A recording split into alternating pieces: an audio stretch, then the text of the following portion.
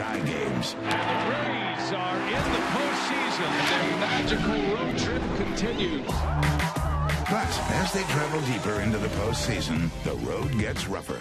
And it doesn't get much rougher than playing in Fenway, where baseball's most productive offense awaits. And that ball is high. Jay, very high. In a series between these AL East rivals, every game requires a must-win attitude.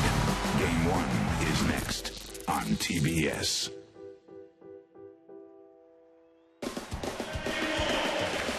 And we welcome you from Boston, Fenway Park, the site of this 2013 American League Division Series presented by T-Mobile.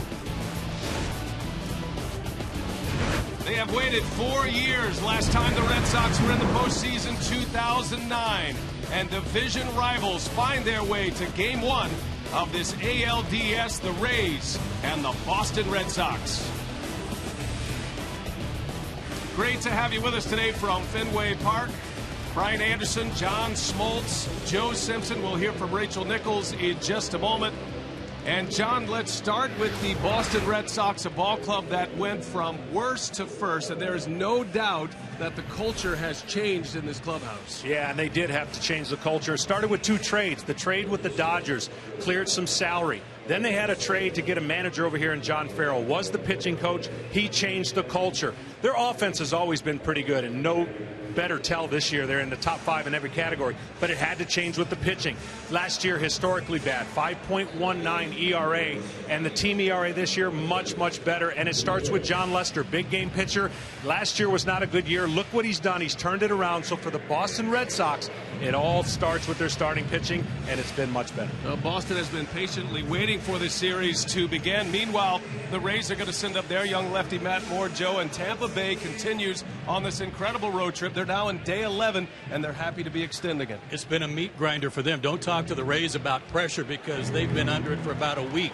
Elimination games Sunday, Monday, Wednesday, all on the road. They won all of them. They're comfortable playing here at Fenway Park. They're in this division playing the Red Sox, so they come to town a hot ball club and ready to play. These two teams matched up 19 times during the regular season. The Red Sox own the advantage 12-7, but it's all different in the postseason. Game 1 coming your way. The ALDS division rivals, the Rays and the Red Sox. First pitch coming up.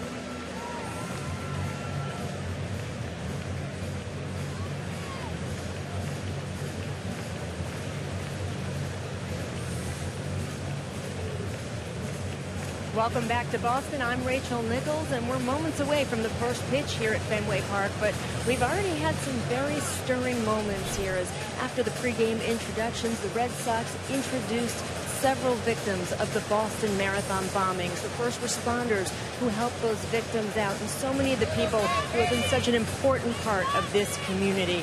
You know, manager John Farrell told us it was in the aftermath of that tragic event that his team really came together. You know, they had a lot of new faces in this clubhouse, and after that happened and they hang the 617 jersey in their dugout, they held a moment of silence the next night in Cleveland. They really began to understand what they meant to this community, what they could do to show this community that they were all one. Guys, you're going to see in center field, they've cut the logo, Be Strong, Boston Strong, into the grass for this series. And let me tell you, the people here are Boston strong. They want their team to be too. Yes, indeed. Thank you very much, Rachel. There was a very touching ceremony before the ball game today. The marathon bombing on April 15th, and the Red Sox played the Rays that day. That was an 11 a.m. start on Patriots Day. Red Sox then traveling to Cleveland after the game. They played the next night, and that moment of silence that they had for the Red Sox in Cleveland, and Farrell was very emphatic about the moment that this club came together, as Rachel mentioned, Joe, and then talked about how this team, for the rest of the season, trying to come up with ways to give back to this community, and it's a pretty good way to start the postseason here today. Yeah, he said that day in Cleveland after the game, when they had the moment of silence, it's like it hit everybody, and 23 guys went to dinner together that night, and that was not the first time or the last time that they did that during the season. It happened several times thereafter, and they all got together to figure out what they could do to help give back and restore some confidence in the community to make everybody feel a little better. And when you talk about a change in the culture, a big moment to assist that process for the Red Sox as John Lester leads the Red Sox onto the field here at Fenway. His first ever Game 1 start in the postseason at Fenway Park. He's had good and bad success in Game 1s in previous years, and there he is on the mound after another terrific season, matching up against a red-hot, battle-tested Tampa Bay Rays ball club.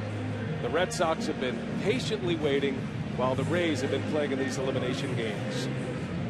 So as Lester gets his final warm-ups in, let's take a look at our batting order brought to you by T-Mobile.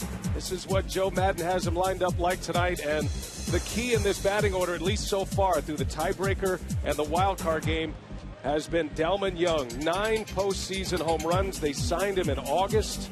Had the big homer in the wild card game that started the scoring for the Rays, and he has been a very impressive postseason performer in his career. And now back with the team that signed him in the first round back in 2003. And John, there is John Lester, and another big start for him. And we'll see the old rust comparison versus the team that has been playing in all of these games in the Tampa Bay Rays. See how that pales for Lester today. Well, John Lester, of course, coming off a miserable year, and you're going to see a man who's made some adjustments, 15 wins this year. You're going to see fastballs and cutters. For him to be successful, if his cutter is into right-handers and firm, the Rays are going to be in trouble. He throws a changeup and a curveball, and of course the shadows are going to be part of the play early on with the clouds breaking with some sun. All right, Joe, how about the Red Sox defensively behind John Lester, finally at full strength again? And with a lefty going for the Rays, that means Johnny Gomes gets the start in left field, as he always does against a lefty. Jacoby Ellsbury is back after an injury that waylaid him late in the season. Shane Victorino's been a big plus for this ball club after signing as a free agent. Middlebrooks, Drew, Pedroia, and Napoli from third to first. All good defensively. Napoli, a catcher by trade, of course, and Jared Saltalamacchia doing the catching for Lester today. All right, ready for baseball today. Much different environment here for the Tampa Bay Rays than they saw in Arlington for the tiebreaker game, and certainly in Cleveland for the wild card game. Folks still filing in, but the sun is out. We're ready for baseball. Desmond Jennings leads off, and strike one. Away we go from Fenway Park. Cloudy and rainy all morning. The hitters did not get to take batting practice on the field. Everybody was glad about the fact that there were clouds because there'd be no shadow. Lo and behold, the sun is out. Desmond Jennings back in the leadoff spot for Tampa Bay. Two big hits for Joe Madden in the wild card game, drove in a couple of runs.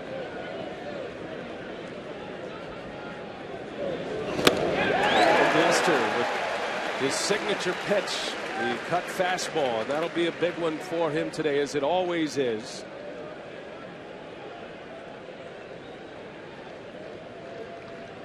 John Farrell managing his first postseason game. So many years here with the Red Sox as their pitching coach. Jennings strikes out, and that's how the afternoon begins for John Lester.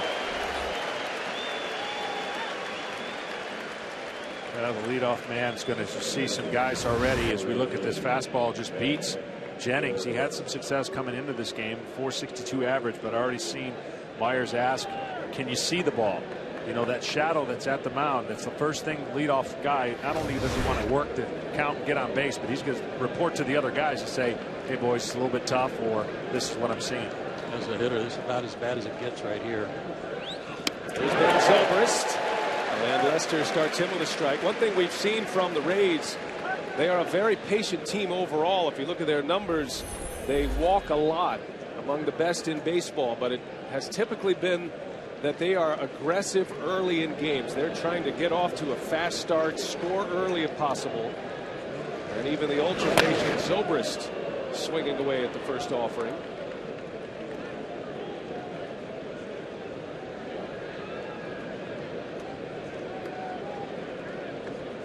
Familiar opponents. These two matched up in the 2008 American League Championship Series, won by Tampa Bay in 7 games.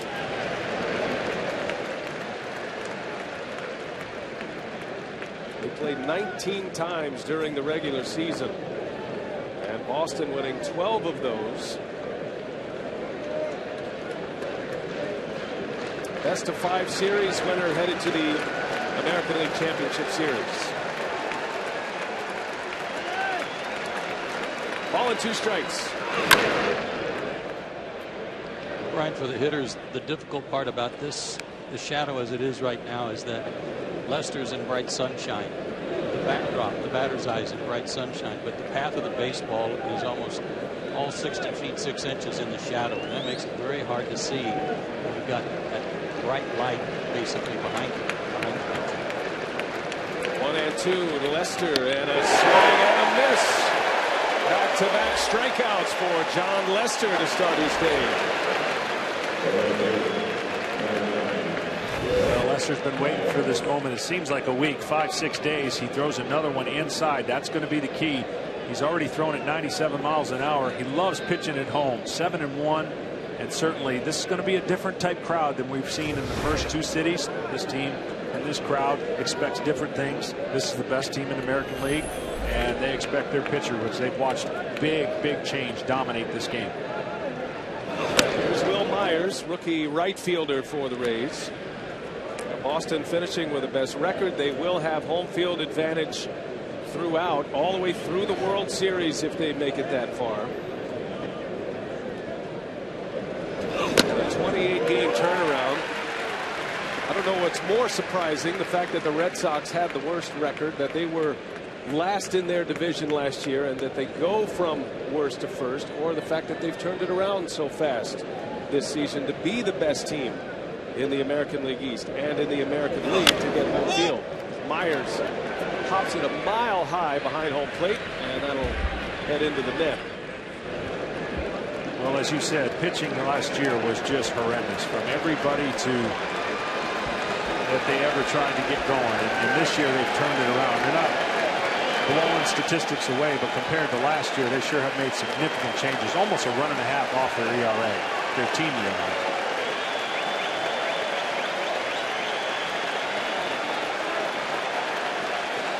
Lester, a chance to strike out the side. And the 1-2. Up and away. 2 balls, 2 strikes on Will Myers. He's throwing hard. He's usually somewhere in the 90 to 94 range. He's been around 97 this whole inning. Lester last started against Baltimore last Saturday, when 5 innings gave up 4 earned runs to the Orioles, finishing his year at 15-8. Swing and a miss. John Lester strikes out the side.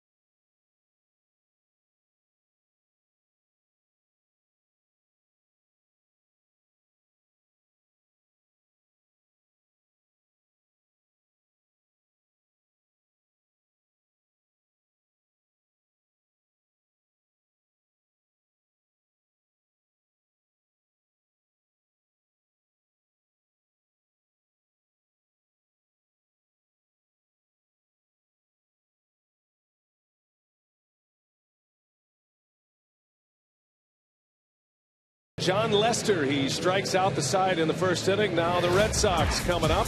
Let's check out the batting order, brought to you by T-Mobile. Dustin Pedroia, the spine of the Red Sox, former MVP, hit .301 this season.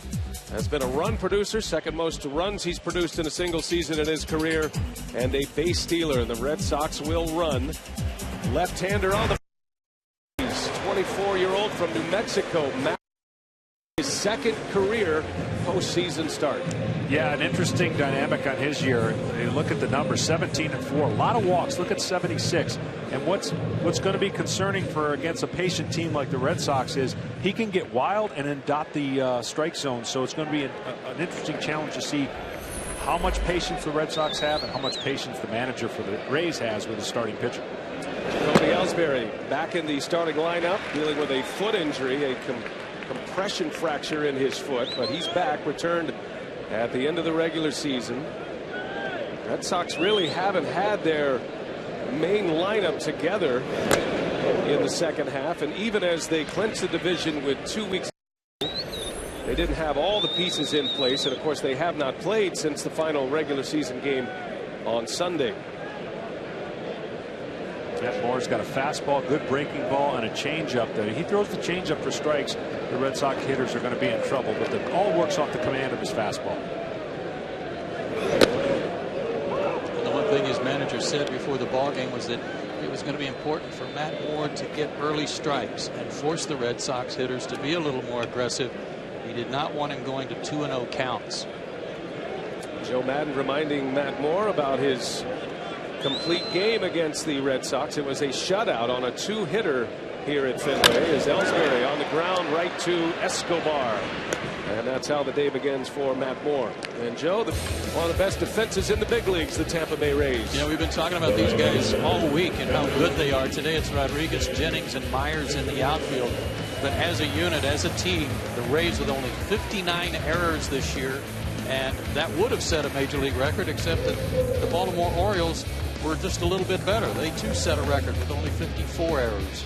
Jose Lobaton making the start behind the plate. He's a switch hitting catcher.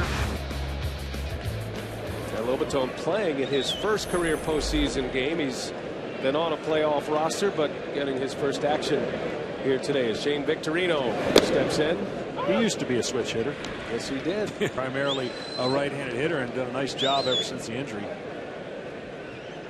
Victorino is one of the group that Bing Cherington, the general manager of the Red Sox, brought in here.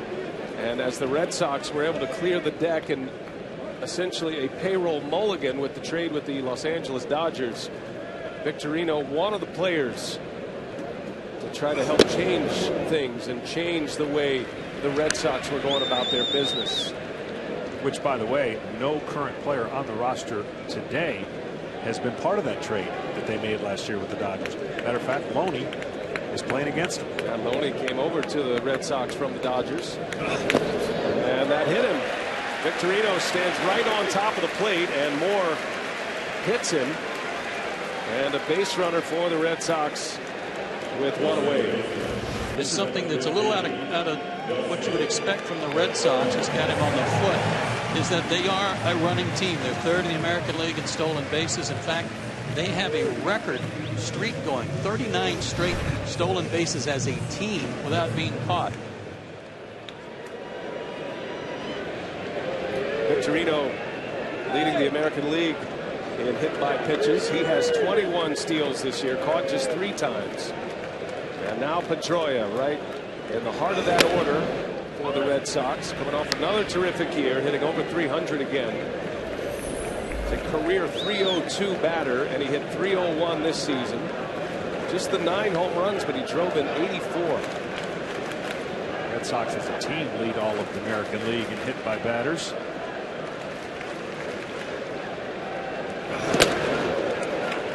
Moore's got a decent slide step as a left-hander. I know a left-hander can have more deception and a move to first. The one thing he does that's a little bit different is he keeps his hands way up high, almost behind his head. So that separation to home plate, he's got his hand that's got to go down and out really quickly. But when you think about the Red Sox and their running game, a lot's going to depend on how much he changes his timing.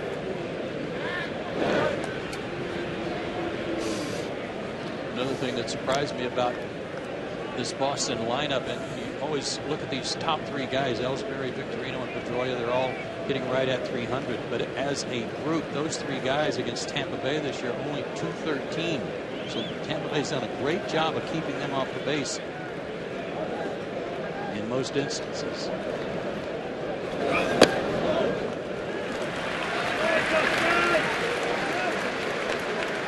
Well, Matt Moore made his first ever postseason start 2 years ago, 2011. Had just 3 big league games under his belt. Joe Maddon gave him the ball against the Texas Rangers in the American League Division Series, and he responded in a big way.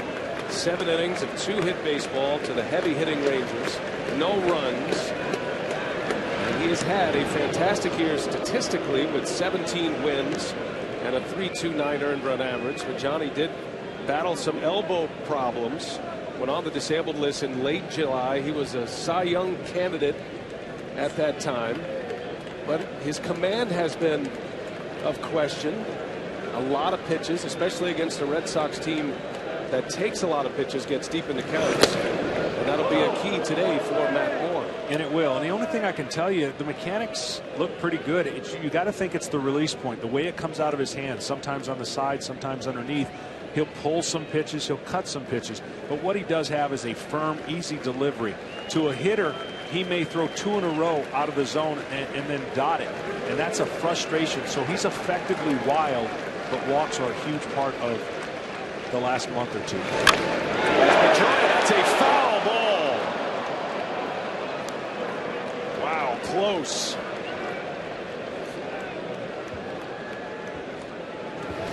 Changeup, I think, right here, and you look at the ball down the line. Not much foul room when you get to the outfield, and that ball just missed hitting the bag or hitting the line. But when it gets down to the corner, this baseball dimension that is unlike any other, it's hard to get a foul ball in between the line and the stands. Well, the Rays certainly know this ballpark, but no batting practice today for either club. No time on the field at all as we begin this American League Division Series.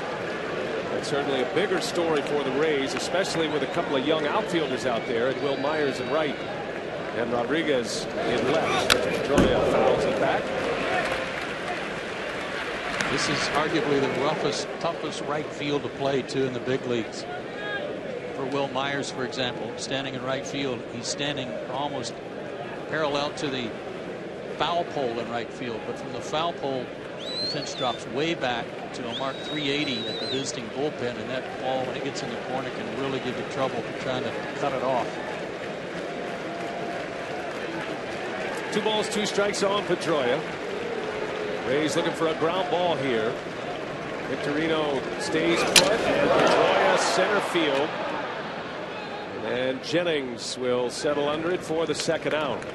And a good battle there between Pedroia and Matt Moore. Out number 2. Victorino still at first. And here comes David Ortiz.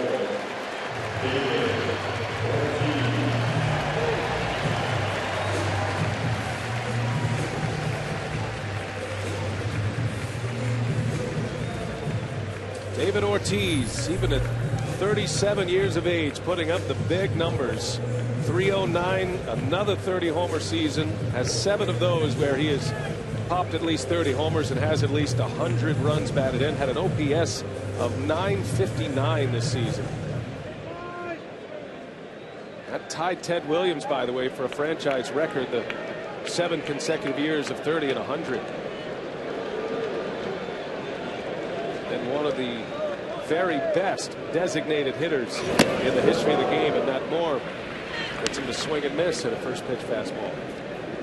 Well, for Matt Moore to be successful today, he's going to have to keep his center fielder busy if he doesn't strike guys out. He's not a big ground ball, as you see the switch that goes on Matt Moore in the defense. Interesting switches that Madden will display from time to time. Always a shift on with Ortiz. Was one of the first players you started to see the extreme shifting going on. If you were with us during the wild card game on Wednesday, it is unusual that Longoria moves over into the second base position, and Escobar stays put in the shortstop position. Now, a lot of teams do that, but what's unusual is every now and then they'll flip-flop back and forth. All depends on the count. It's 0-2 here. Runner takes off. Victorino and a foul. Back out of play. Well, David Ortiz in our today's Goodyear Superior Performer. Historically, among designated hitters, David Ortiz is the career leader in home runs, RBIs, hits, runs scored. Frank Thomas is second in home runs. Edgar Martinez in RBIs and runs right behind Ortiz. And Harold Baines. That's kind of the Mount Rushmore of designated hitters. And Ortiz is right there. Victorino goes. Pitch is high. The second is late. And a stolen base for Victorino puts the Red Sox in scoring position. Jose Lobaton has made some great strides defensively for the Rays over the last year or so, but still not one of the better throwers among catchers in the American League. So we might see some more of this as the game goes along for Boston. Well, I would think the stolen base will adjust the switch a little bit, or the shift that they put on. You'll see Escobar trying. He's got third base stolen if he wants to, because with 2 outs. Ortiz takes a ball. It's got to be just, Joe, from a defensive perspective, very unusual position for Escobar to be in at the shortstop position, but now asked to play the hole here with 2 outs. He's so good defensively, Brian. I'm not sure if anything really bothers him out there. And he's aware of what Victorino might try to do. That's why he's moved a little closer to the third base bag. And by the way, Matt Moore led the American League in wild pitches this season.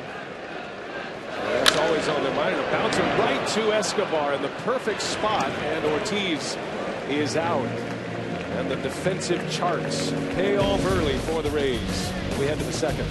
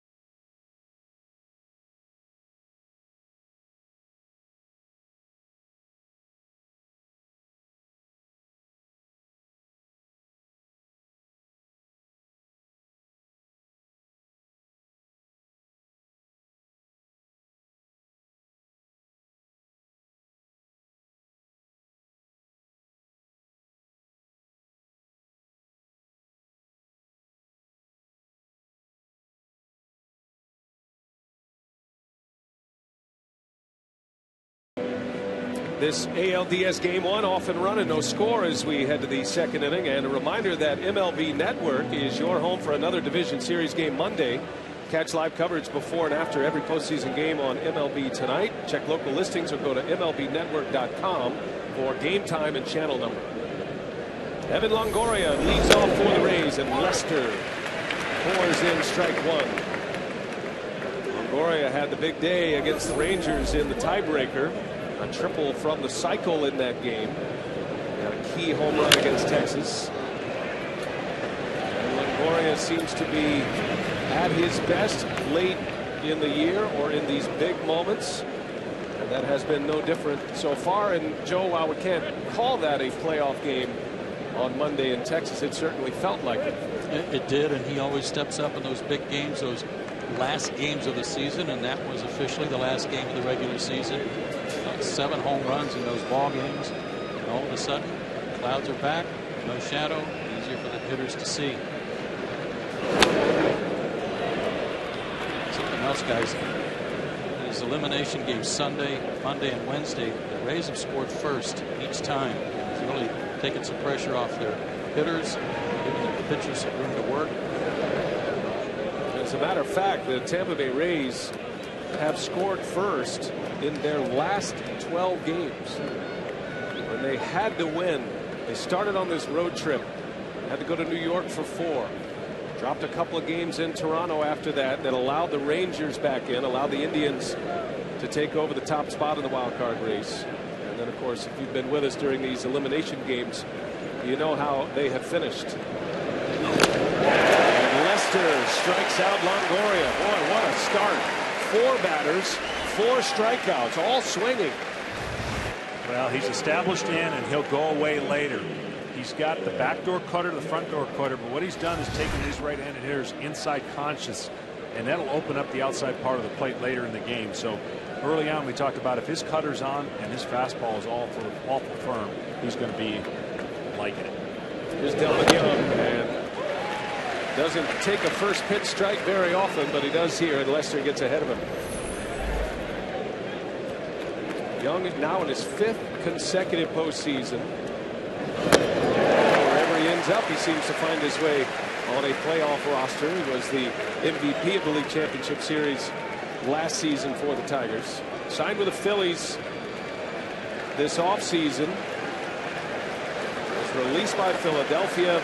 Signed with the Rays in August. And a little jam shot. Pedroia easy enough for out number 2. And the first ball put in play for an out by the Rays at this point.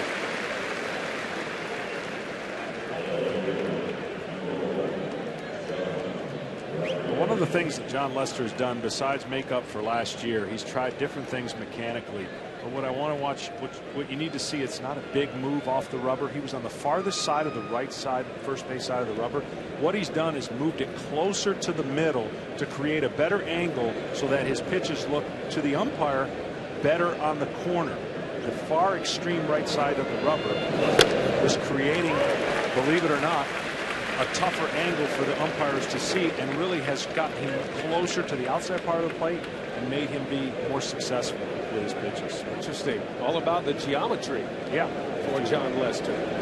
Sean Rodriguez takes a ball, and I haven't heard of a move like that. You see Juan Nieves, like Lester, a no-hitter in the major leagues, the pitching coach of the Red Sox. But you're talking about a pitcher who's making an adjustment for the umpire and not the hitter necessarily. Well, it works hand in hand, because then it doesn't seem like you have to pull the pitch or be more fine with it. And the one thing he has always been, he's a big, imposing left-handed pitcher, and he comes a little bit more sidewinding kind of turn, and that turn had gotten him in trouble last year. Mechanically, he had not had his feel. This year, with the exception of about 3 starts, he's been lights out. Rodriguez fouls it back, getting a start at left field today for the Rays. Sean Rodriguez playing in his first ever postseason game in the outfield today. Played 8 games in the playoffs in 2011, but all as an infielder. This will be a new experience for him, and the crowd revs up. Lester with 2 outs. 2 strikes on the hitter.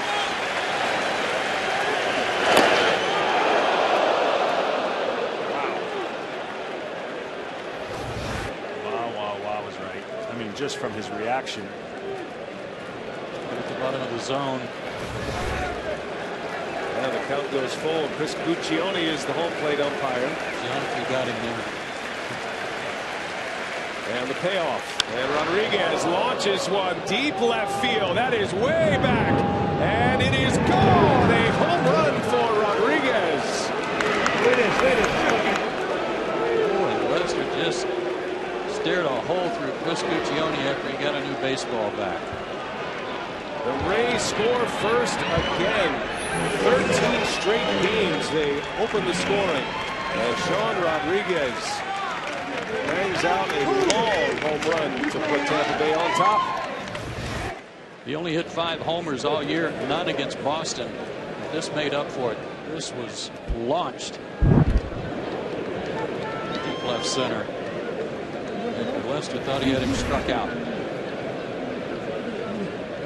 There is Escobar, and there's strike one. And you see him right there. I mean, this is patience from a pitcher that doesn't want to have patience, because whenever you feel like you've struck somebody out and are walking towards the dugout, you are supposed to be better. We all know we just got to make another pitch, but it is so frustrating for your mind to reset it. 3-2 pitch, he throws a firm fastball, and now you're sitting there going, it shouldn't be 1-0.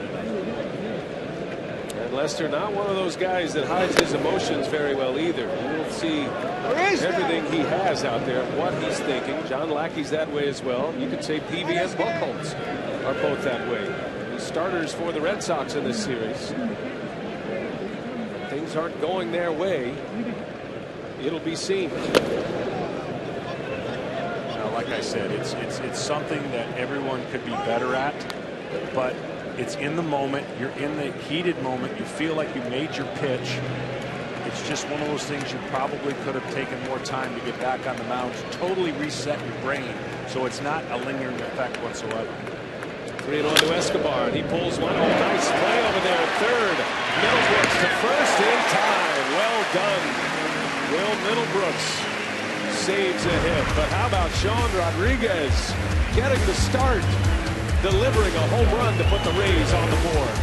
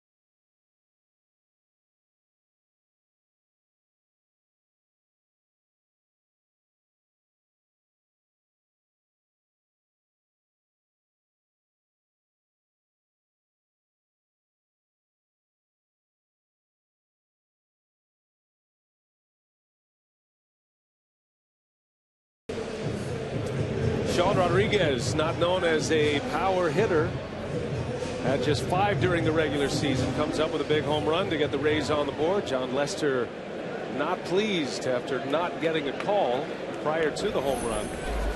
And the Rays are back on top to start a game again. 1-0 Tampa Bay. Here is Mike Napoli behind all of that facial hair. Blood, sweat, and beards for the Red Sox. And they were tugging on the beards all the way around today in the clubhouse. Napoli, another one of those great pickups for Boston. Embracing the beard as Moore delivers a strike to Napoli. You mentioned changing the culture earlier, John, and one of the things they did with some payroll flexibility was they went out and got some guys with some postseason experience, not necessarily stars by description. Grinder types like Napoli, like Gomes, like David Ross. Guys who've been in the postseason, know how to play and play hard. They might be less talented, the Red Sox, but they are a team full of gamers. And Napoli signed an original contract with the Red Sox that was 3 years and nearly $40 million. But chronic hip issues failed the physical. And that deal turned into a 1-year flyer contract that was incentive laden, and he has hit, I think, all of the incentives, or at least most of the significant ones.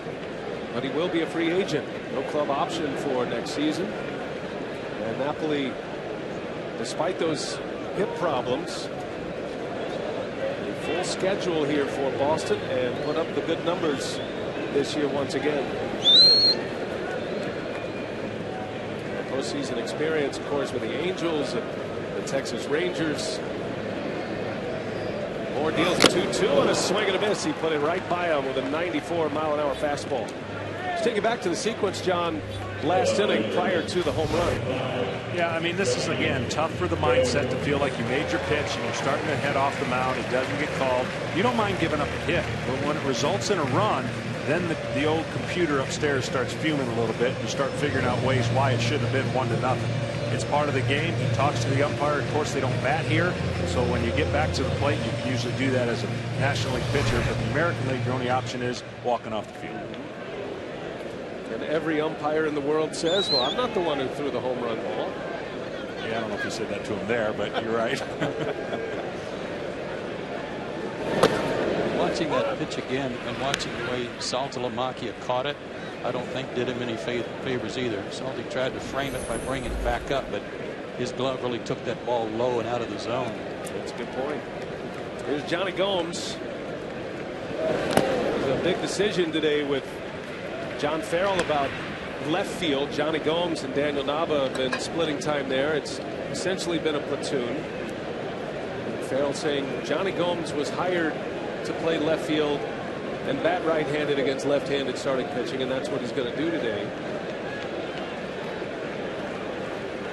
Gomes is another guy that has found his way to the postseason a lot lately. And of course, he was here as a member of the Tampa Bay Rays when the worm started to turn for the Rays organization against the Red Sox and the Yankees of the American League East. Johnny Gomes remembers it well, and there were a few brawls that season that turned the organization around, made them feel like they belonged. Of course, they had the talent to be here, but now Gomes in a Red Sox uniform.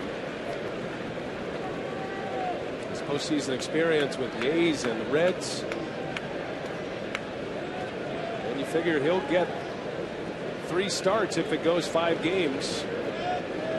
With David Price and Matt Moore, the 2 left-handers that figured to start 3 of the 5 games. Gomes lines one to left. Rodriguez lays out, makes the catch. In his first ever postseason game in the outfield. After his home run to put the Rays on the board, he makes a terrific play. They keep talking about Rodriguez being a guy who has worked his tail off to be that super utility guy wherever Joe Madden needs him. And plays like this, it's easy to see that his ability to acclimate to the outfield is pretty good. Great jump. You got options here at Fenway because you're going to play typically shallower because a fly ball that's up more than likely goes off the monster, so you can take away more hits. You'll get credited as a left-handed hitter probably with more hits off the wall, fly balls. Rodriguez, an infielder by trade and a middle infielder, shortstop, second base. And the Rays trying to turn him into more of a Ben Zobrist type player that can be versatile. And he's come up big already. Saltalamacchia, the switch-hitting Red Sox catcher, stands in. As you look right here, there's no second baseman, first baseman way off the line, so the chart's on the ground. Salty's going to try to pull a lot of things. It's almost going to be a mistake based on the charts if he hits it to the second base hole. Not a team that shifts more than the Tampa Bay Rays. And if there is a shift on, Joe, it seems like they have some pretty good data to back that up. It has to be somewhat overwhelming on the spray charts to put defenders in these positions. We have seen it quite a bit already, how it has paid off. It certainly did last inning. Well, let's face it, these two teams are very familiar with each other, and not only historical charts, but just from this year alone, they can lay it out as to how they were pitched, where they hit the ball, and where they had the most success. But it all starts really, if you think about it, from the pitchers throwing the ball where they need to throw it more times than not. Now, Moore doesn't fit that as much. He's probably got a chance to be more erratic, but for the overall staff, they can pretty much put it where they want to make those shifts and charts come to fruition. Saltalamacchia, a switch hitter, much lower batting average against left-handed starters. Saltalamacchia versus left-handers this year hit just .218 and 1 for his last 12 against left-handed pitching. Compares to .294 against right-handers. Giving you some data to work through the managerial decisions.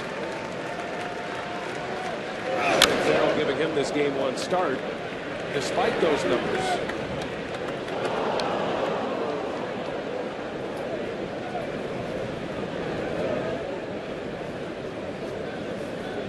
Good chance to see David Ross in the starting lineup tomorrow, even though it'll be a big lefty in David Price.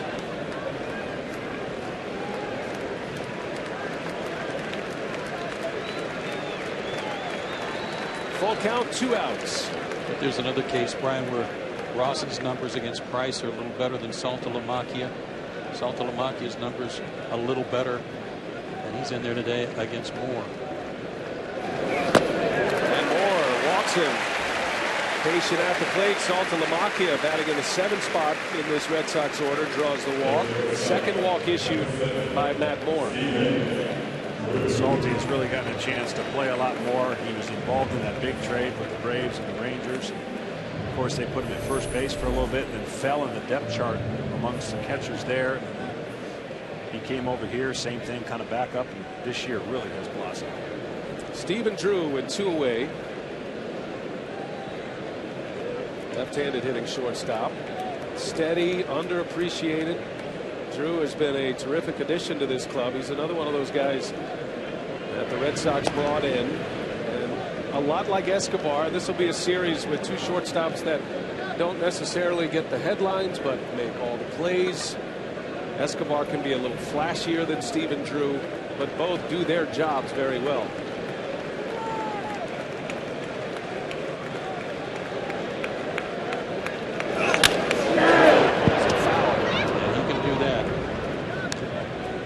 Turn on some fastballs, quick bat, and almost suffered a career-ending injury himself in Arizona on a slide at the plate where his ankle was dislocated. He's come back from that. That was in 2011. He was with the A's last year. Now in his 3rd postseason with his 3rd different club.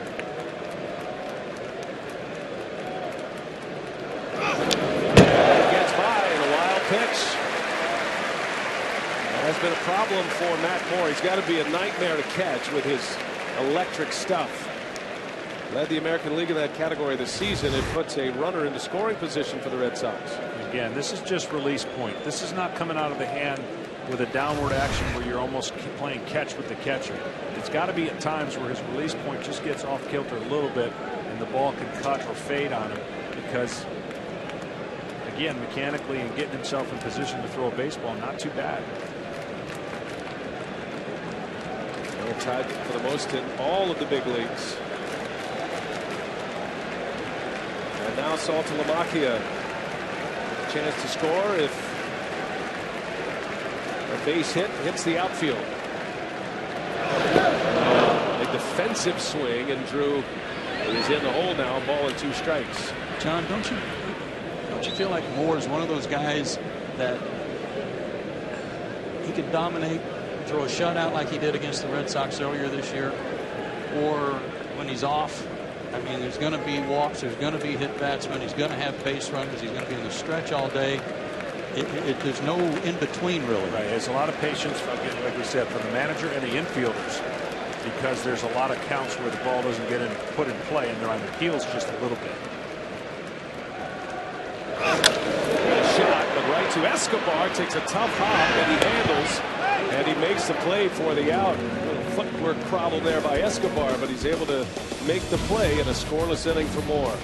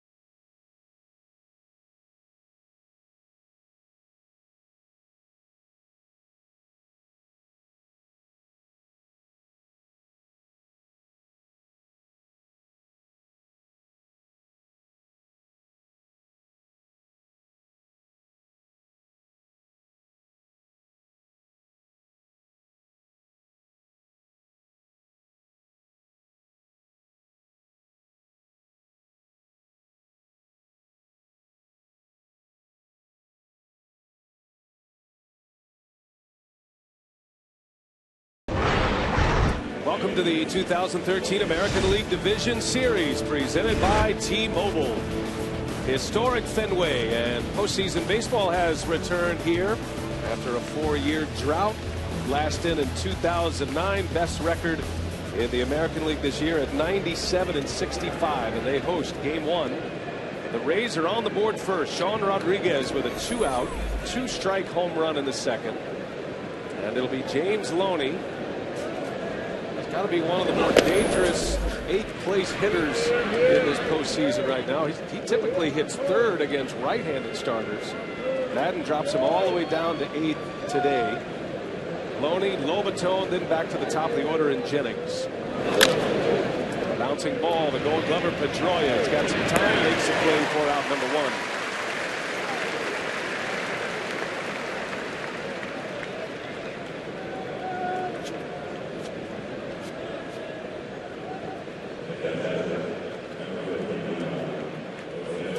for Jose Lobaton. His first career at bat in a postseason game. Well, John, take a look at the Chevrolet pit tracks and focusing on John Lester and his variation of pitches. And his signature pitch, that cut fastball, as he deals strike one to Lobaton. Yeah, well, his engines have been revved up. Certainly, you're going to see primarily fastballs and cutters. A lot of them. Very few of the off-speed variety, and he's done that right from the get-go here. He'll mix them in, but when he's got his fastball working on the outside, on the inside part of the plate with his cutter, it's a doubly tough combination. Got 3 strikeouts on that cut fastball, and 4 consecutive strikeouts to start the game for Lester. And they were all in, really tying everybody up inside. 28-year-old Venezuelan catcher, switch hitter Lobaton. Jose Molina and Lobaton split time behind the plate. Molina has great numbers at the plate versus the Red Sox this year. There's the percentage of pitches for John Lester so far, and cut fastballs count as fastballs.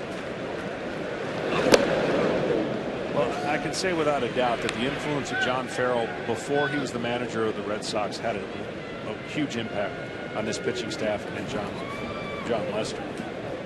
And even though he's the manager and they have a pitching coach, their relationship still maintains in conversation from time to time.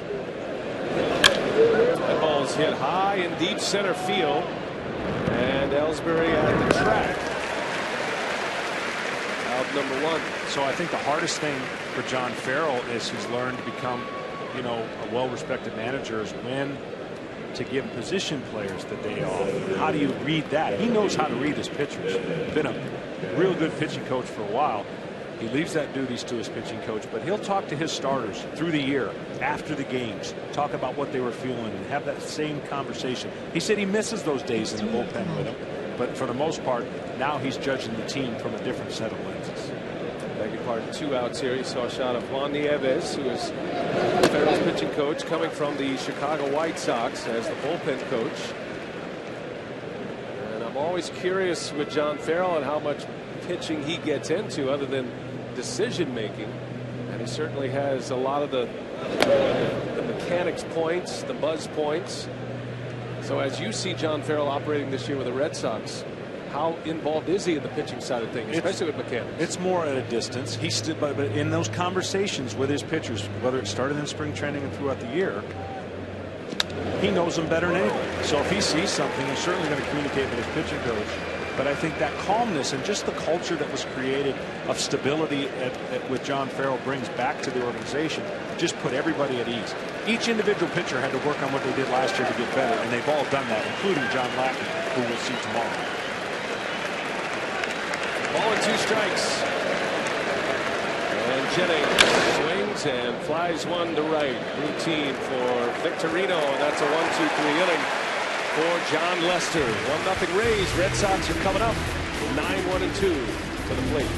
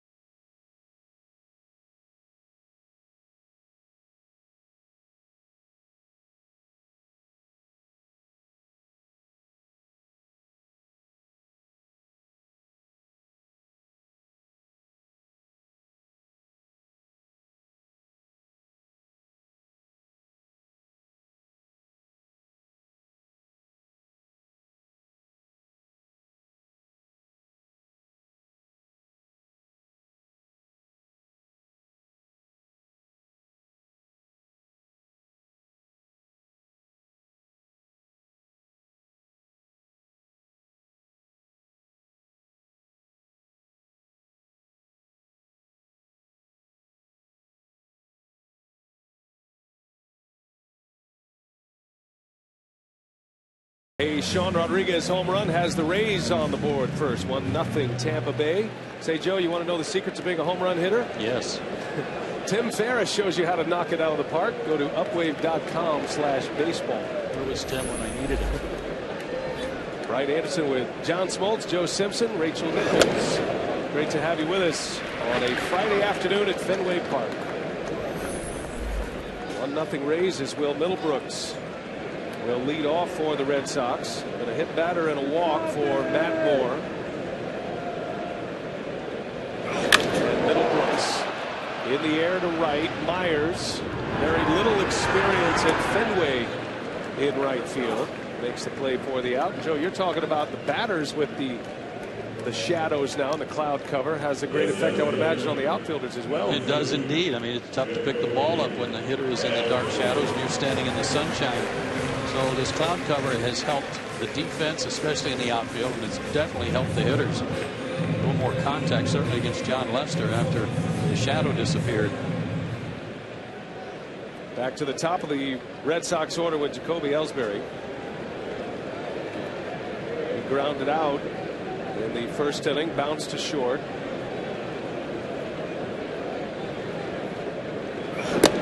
And neither team took batting practice today. There was some rains that came through this morning and mid-morning, and the tarp was down.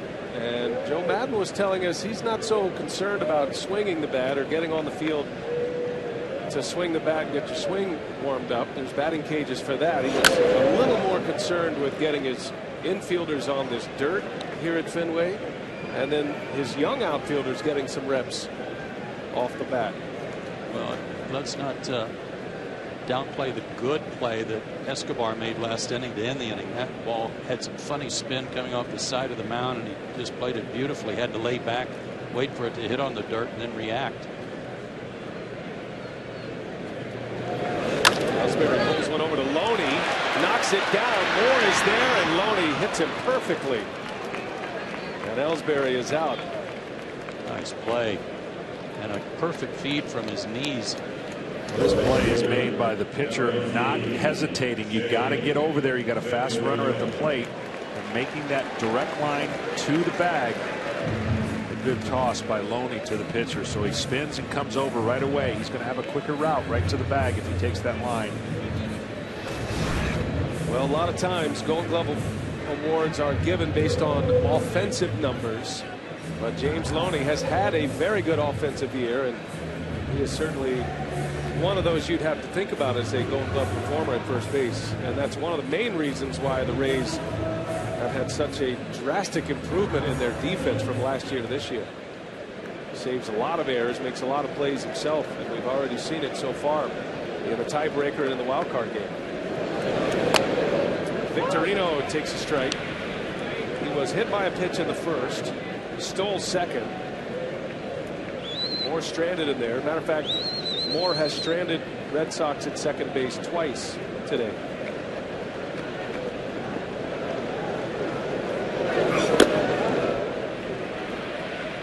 Look at Moore. He's, again, the prototypical left-hander that comes over the top. He starts on the third base side of the rubber.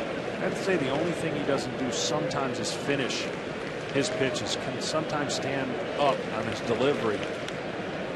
He closes off against the hitters, and they don't pick it up a lot.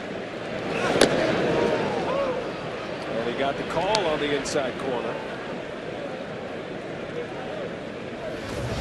It's a fastball. It comes straight in, holds its plane.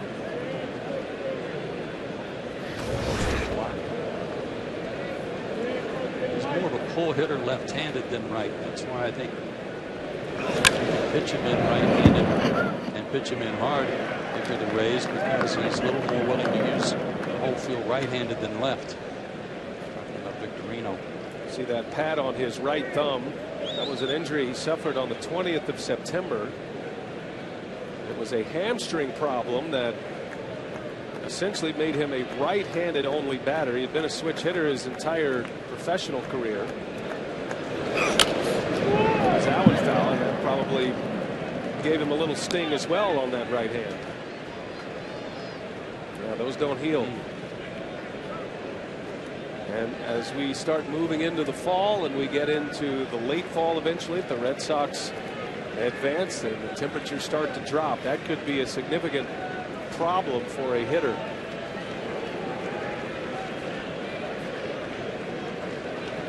One and two.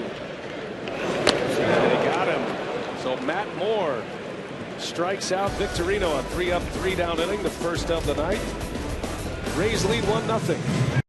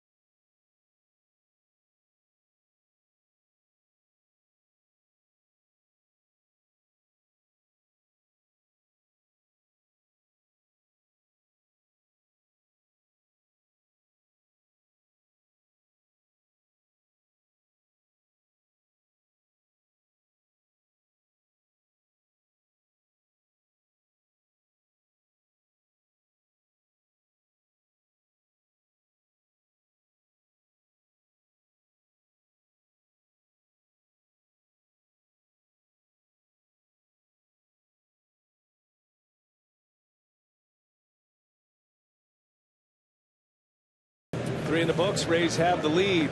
Well, who does Cal Ripken Jr. think will win the AL and NL MVP awards in 2013? You can watch an all-new Behind the Mic powered by Ford at BleacherReport.com/Behind the Mic to find out. John Lester back to work. Lester giving up just the one hit. It was a home run by Rodriguez. Facing Ben Zobrist to start the fourth inning. Zobrist, Myers, and Longoria. There's only been one hit in this game. Red Sox have had two base runners, a hit batter and a walk.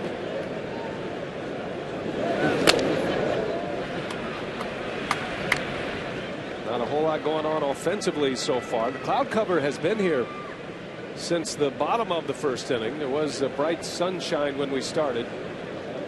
Boston actually played an inter-squad game at 3 o'clock Eastern on Wednesday to prepare for some of the harsh shadows that could exist this time of year. It really hasn't been a factor thus far. And Zobrist hits that one into left field. That has got a chance to go, and it is gone. A fair ball home run for Ben Zobrist. The only question, would it stay fair, and it just went inside the foul pole. And two swings of the bat have the Rays on top 2-0. Like he got something up and really threw some top hand on it. Switch hitter. Fell behind, and not a lot of wasted motion for Zobrist. He's got one of them quick little triggers, and certainly he was on go mode once it got to 3-1. silence this crowd with 2 home runs. Zobrist hit 12 during the regular season. And you knew it had enough distance, but somehow Zobrist able to keep that ball fair. It didn't have the big hook on it. 2-0 Rays. Rodriguez and Zobrist go deep. As Myers takes a strike. The uniqueness of this ballpark. Fly balls off a left-hander is going to result in more doubles. And Myers chases one. But you think about all the hitters that have had success in this ballpark. A lot of right-handers that can pull the ball.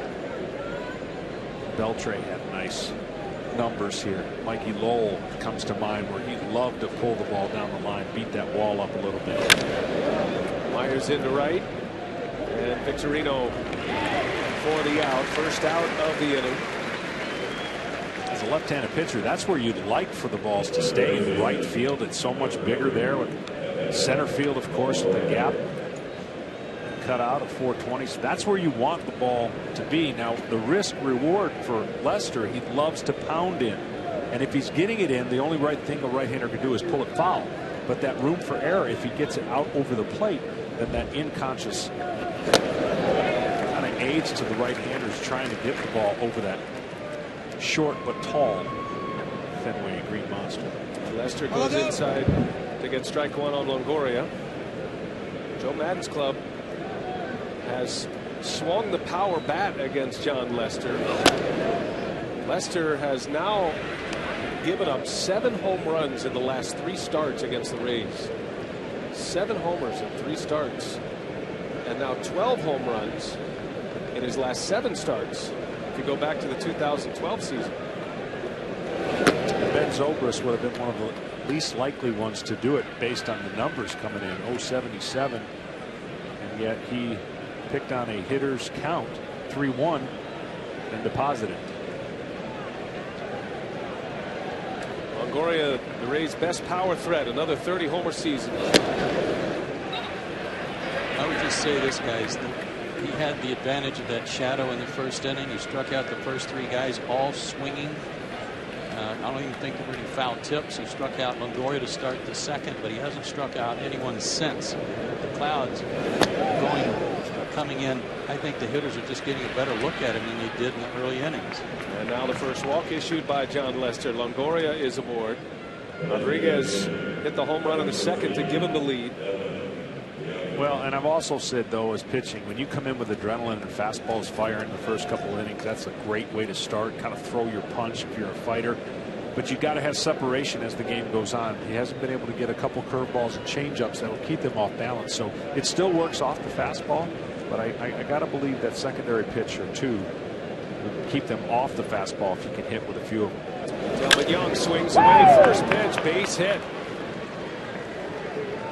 And Young at it again early in the count. Last time up, he took the first pitch for a strike. But a base hit. Second hit of the inning, and now a man on. 2 men on for Rodriguez. And we take you back to the second inning. This was a 2-2 pitch that Lester did not get called. The 3-2 pitch, Rodriguez hit one out. Not known for his power, but it gives the Rays the early lead.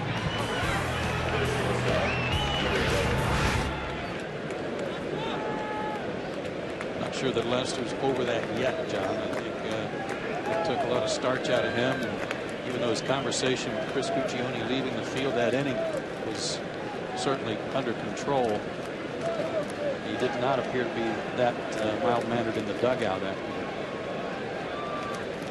Big spot for the Rays. Big spot for Lester early. He's given up 2. He has 2 on, and that one's in the air to left. Sounded like he got jammed a little bit. And Gomes for the out. And 2 gone. Rodriguez swinging away at the first pitch. And now Lester can get out of this fourth with just 1 run allowed.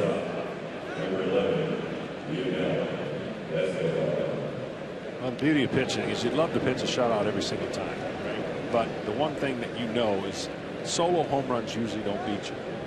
It's the crooked numbers, especially at this time, where a team gets a big 2-out hit or 3 runs in an inning. But 2 solo home runs, John knows his offense is really good, and that's not the end of the world. So pitching with runners on, his first chance right here, runners in scoring position, getting an out, keeping it right at 2. Escobar. Escobar had a hit in the wild card game on Wednesday. And he's swinging away at the first pitch. Foul territory. Will it stay playable? And it will. Napoli hauls it in to end the inning. But the Rays strike again. And it's Ben Zobrist this time. The switch hitter keeps it fair. And the Rays lead 2-0.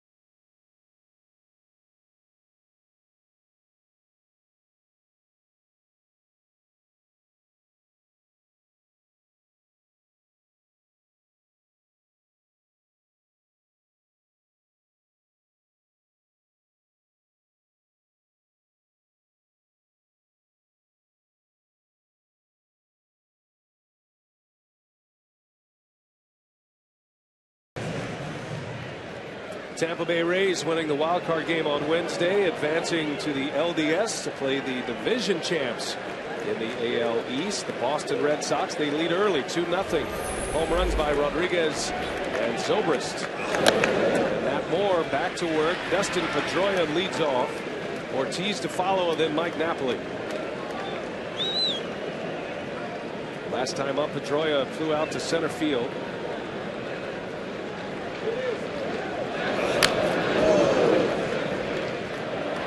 Nobody that I can remember with the size that Pedroia generate more bat speed and more ability to hit the ball out of the ballpark than this guy, who they've rewarded with a 7-year contract and heart and soul really of the Red Sox. He's the engine of this team. You need him to get on here and get something going. And a shot right back up the middle, and there is the base hit the Red Sox have been looking for, their first of the game. Now, moments ago, we had a chance to catch up with Rays manager Joe Madden, and we talked about his club, a patient team, getting off to fast starts recently. When you're playing so many teams with great bullpens, you really want to get on top and stay on top. It makes a huge difference in the latter part of the game. It speaks to our guys being ready to play the moment the game begins. There's a great energy in the dugout again today.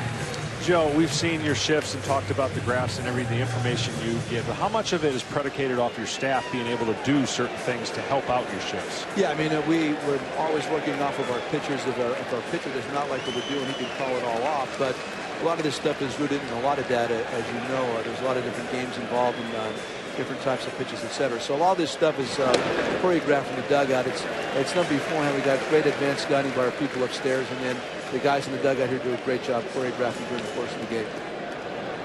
The staff of General Manager Andrew Friedman. And the shifts are on for David Ortiz. Although with a man at first, the Rays have to keep Zobrist attached to the infield build.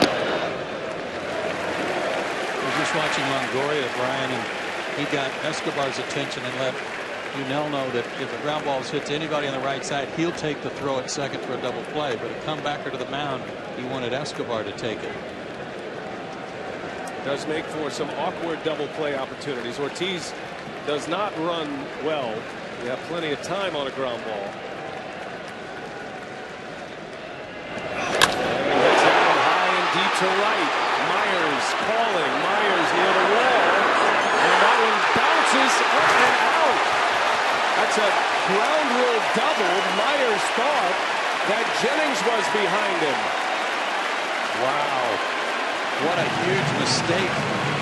He called for it the whole way. He waved him off. And so Jennings stopped. And then at the last second, Myers just stepped forward. This will be a great look at it. He's got it. He's got it. I got him. Stop. Will Myers, 22-year-old rookie. He made his major league debut here at Fenway Park on June 18th, but he hasn't played many games here at Fenway. And Joe, as you mentioned, the toughest right field in baseball, but there's nothing tough about a ball like that. I mean, to give up on that when you're really literally camped under it makes you wonder if somebody might have been yelling from the Red Sox bullpen or from the stands, I got it, which threw him off. Made him think that Jennings was there, but he was under it. Well, nice job by Hickey coming out, pitching coach, and just getting the obvious out of the way. Look, there's nothing you can do about it. All right, second and third. Let's try to get out of this jam with just one run. Don't try and pitch perfect. It's going to be hard to stop them from scoring a run, but let's see if we can settle everything down and pick up your teammate. But I agree with you, Joe. I think somebody had to be yelling for him to get off that ball that he had a good beat on. Big moment here. We'll see it more with two on behind him. Can weave his way through it for the Rays. Meanwhile, the Red Sox trying to cash in. Napoli at the plate. Second and third. Nobody out.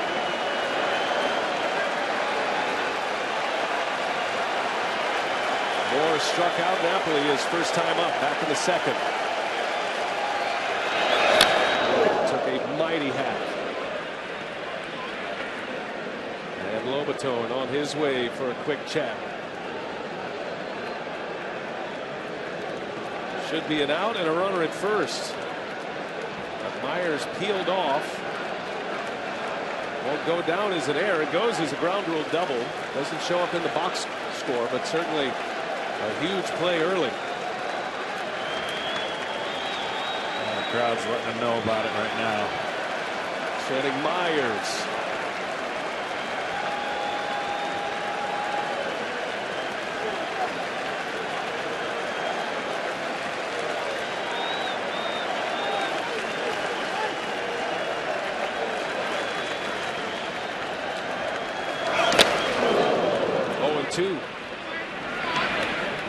Matt Moore's consecutive scoreless inning streak against the Red Sox is in jeopardy here. He has 17 straight scoreless innings against Boston starting this inning. And the shutout against him, his first and only complete game of his career here at Fenway Park earlier this year. But at 0-2, now you change your thinking. Now you go for the strikeout. You try to make two killer pitches to get him swinging out of the zone. That changes the eye level. Not a big deal. Obviously goes to 1-2. But when you're a guy like Moore, who is a strikeout pitcher, he can be a great neutralizer in a case like this, right, John? I mean, because he can get the strikeout and practically get out of the inning by himself. He can, but with the other thing that the bugaboo that comes up, the wild pitches, you can also create some stress on your catcher and for the pitcher who knows he's thrown some to the backstop. We saw that between innings. He threw 2. His last 2 pitches warming up, bounced a good 6 feet in front of home plate. Moore has a wild pitch today. Wild pitch Saltalamacchia to second. Back in the second. Red Sox with 2 on in scoring position. And a 1-2 to Napoli. Fouled away. It seemed to tip late still. He had a good feel for his curveball. This would be the best time to throw it right off that pitch. If he could start it in the strike zone and get it to the back foot. The hitter recognizing maybe fastball out of the hands, that would be the time to throw his breaking ball. He's gone high and in with the fastballs with 2 strikes.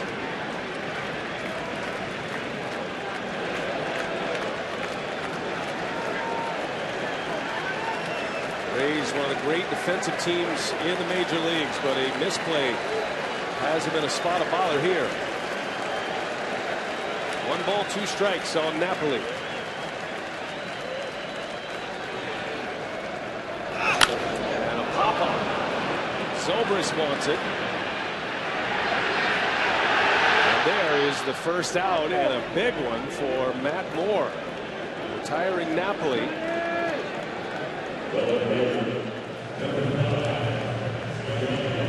Well, this again, Joe, is just really coming after it, you know, and saying, here it is.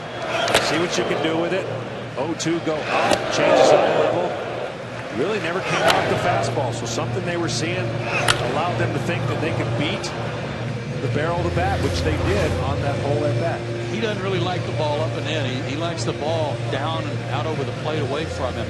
So they were working that area, certainly. Well, Matt Moore quieting down this crowd at Fenway for the time being. Here is Johnny Gomes now, who lined out to left in the second inning. Took a diving catch, a forward dive by Sean Rodriguez. Second and third, 1 away. Well, the Red Sox have shown over the course of a game how patient they can be, work the count, great average ahead of the count, behind of the count. But one thing right here that was so important, strikeout or pop-up is really the only way you don't get that runner in and possibly move the runner over to third.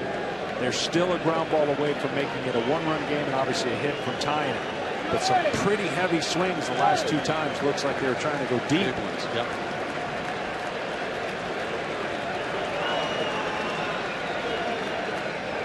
And Napoli in the air to left. That ball's well hit. Rodriguez at the wall. It is up and it is off the wall. Pedroia scores. Ortiz right behind him. It's a double. 2 runs are in. Johnny Gomes puts the Red Sox on the board.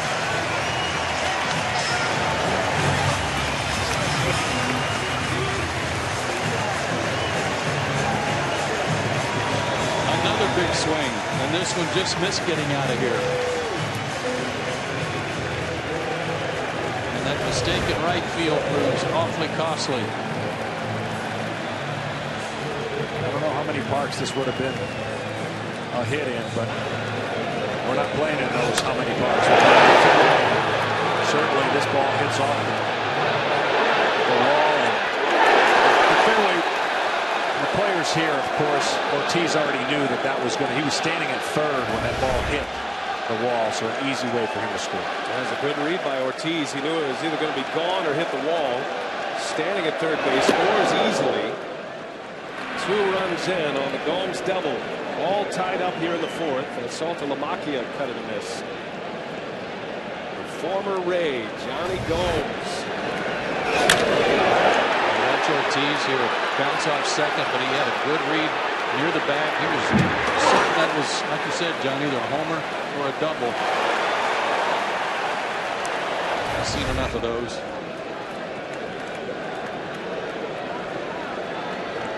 Saltalamacchia. Still just 1 out. That ball's is in the air. Foul territory. Not a lot of room over there, and it'll end up in the seats. 0-2 on the Red Sox catcher.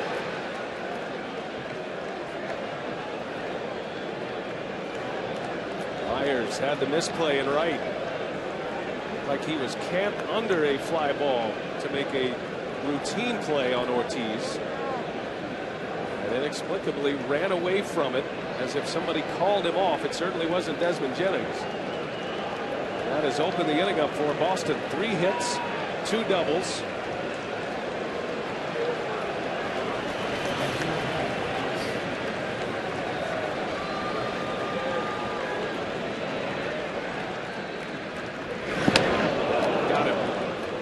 Foul tip into the mitt of Lobatone.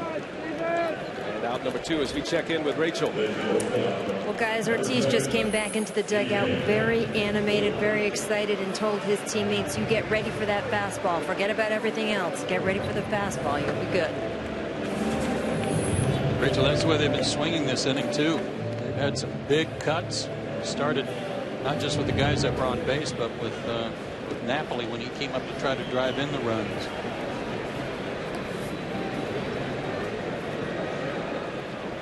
Two gone for Stephen Drew now.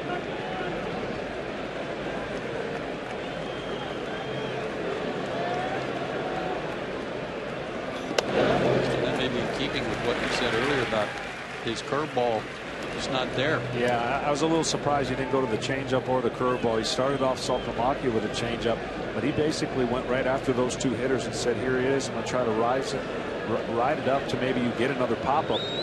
But having some separation right there with aggressive hitters, you know they want to drive the ball. He just did not choose that route.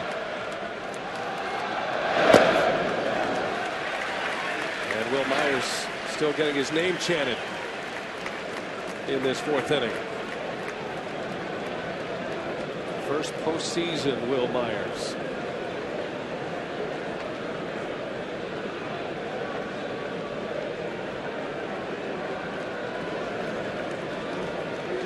Stephen Drew, wearing his brother's old number. His brother J.D. spent 5 years here with the Red Sox. He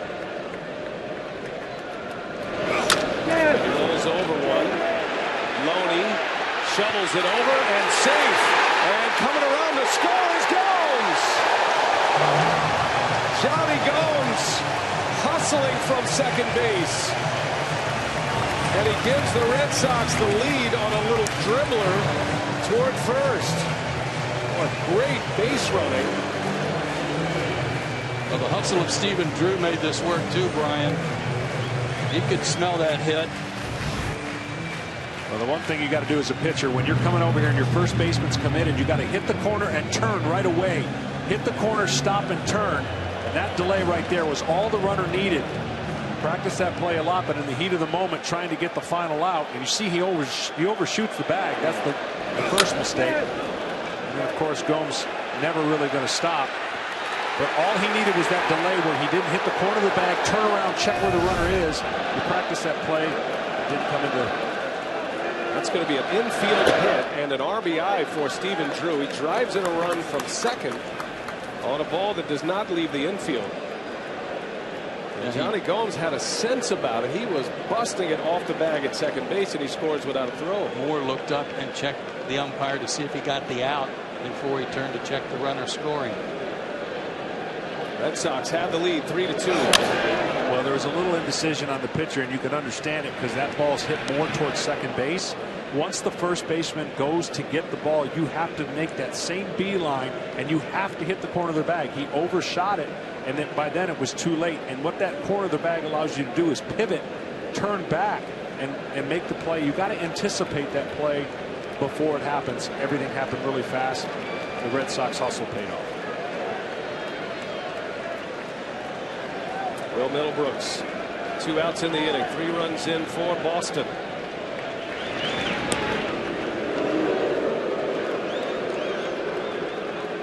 All compounded by the horrible mistake out in right field.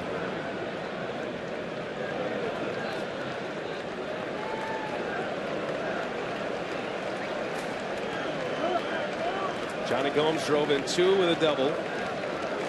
Infield hit an RBI by Drew. It's hit hard to left field.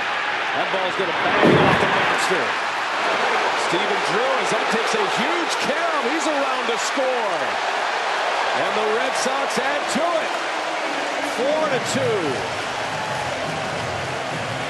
That one took a wild bounce off the monster and allowed Drew to score from first base, and he was busting it all the way around. I've always contended, Brian, that left field is easier to play here than right field, unless you get a carom off one of those little slots where the standings are there. You see those nameplates actually stick out a little bit farther from the fence. The innings numbers, the hits, it can hit those edges and come off in a funny way. And it did on Rodriguez and allowed Drew to score from first. Well, and I hate to, not playing out left field too. He was very aggressive to the ball. He was charging without really having the patience to see what that carom was going to do. It's been an inning to forget, really, for Tampa. A lot of inexperience in the outfield with the Rays. That'll go as a double and an RBI for Middlebrooks. And now the 8th batter of the inning, Jacoby Ellsbury. Red Sox lead 4-2. 4 runs are in on 5 hits.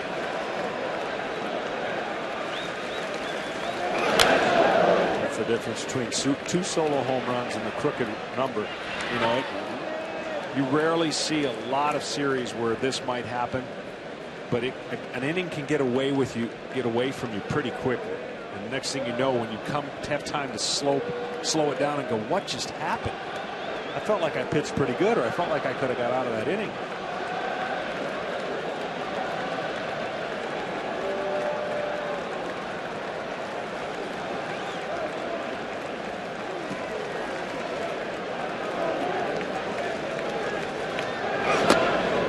Strike. 0-2 on Ellsbury. This is where you really need a strikeout. Get in the dugout. See if the offense can pick up this inning. Matt Moore.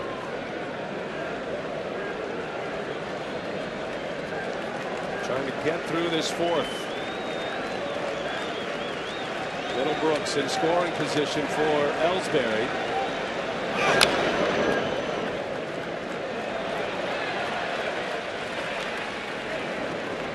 Jacoby has not played much since coming back from the injury. Injured that right foot on September 5th. He missed 28 games this year, and 16 of those 28 came in the month of September. So you got to figure his bat is still a little rusty, and even as he came back, only once did he play an entire game when he came back. And then the layoff from Sunday to today. Foul territory. Longoria will watch it in seats. We've seen a few change-ups from Moore today, but very little in the way of his breaking ball, and he's got a hard curve. There just must be something about it that he doesn't feel comfortable with today, and maybe those were the pitches he was bouncing up there before this inning started, John, that he's reluctant to go to for fear of some wild pitches. Yeah, but if nothing else, you got to change the eye level, not just up all the time, down as well. Take care of 2 quadrants.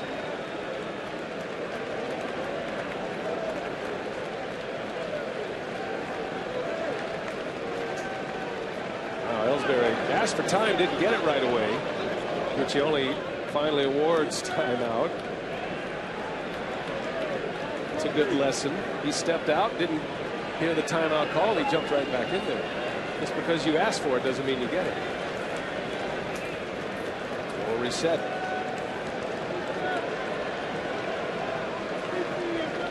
Eighth batter of the inning, Ellsbury. And a swing and a miss, and the ball gets away from Lobaton, and Ellsbury will reach. That'll be a strikeout, and what I assume will be a pass ball, and a defensive meltdown in this inning by the Tampa Bay Rays with no errors on the board.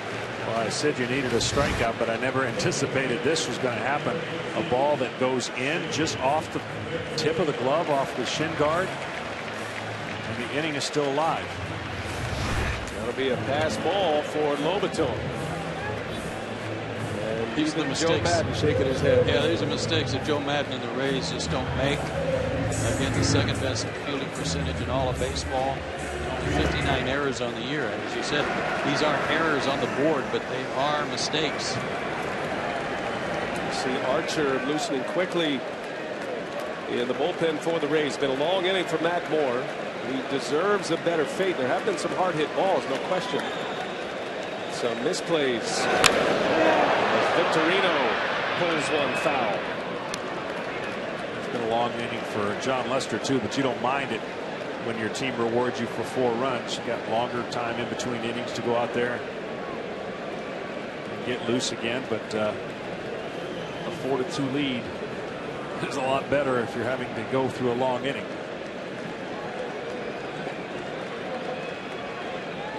Matt Moore has 2 strikeouts in this inning. 5 hits thus far.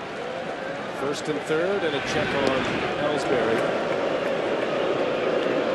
3 primary base stealers for the Red Sox, and Ellsbury is the best of the group.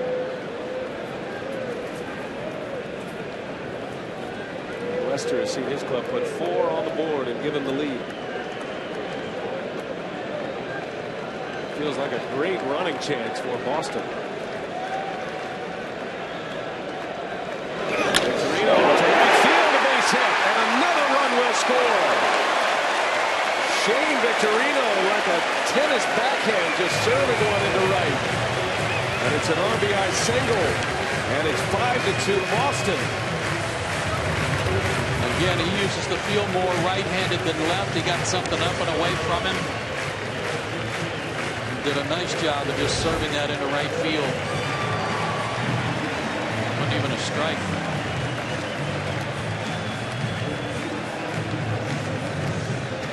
Wow. Up and out of the zone, and Victorino delivers an RBI single, extends this inning. And Joe Madden sending not only Lobaton but Zobrist to the mound. They might want to try to buy a little time here for Chris Archer. What an inning. 9 batters thus far. 5 runs are in. He's not ready yet. He's a starter. Takes him a little longer. Not a hit coming into this inning.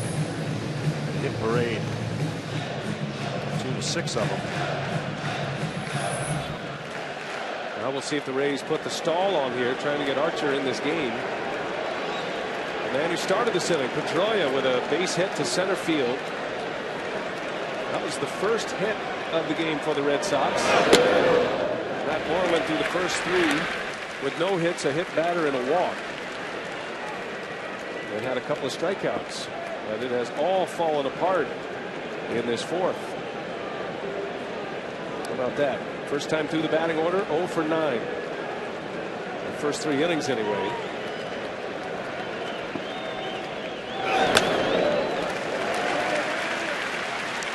It's 32 pitches for him this inning.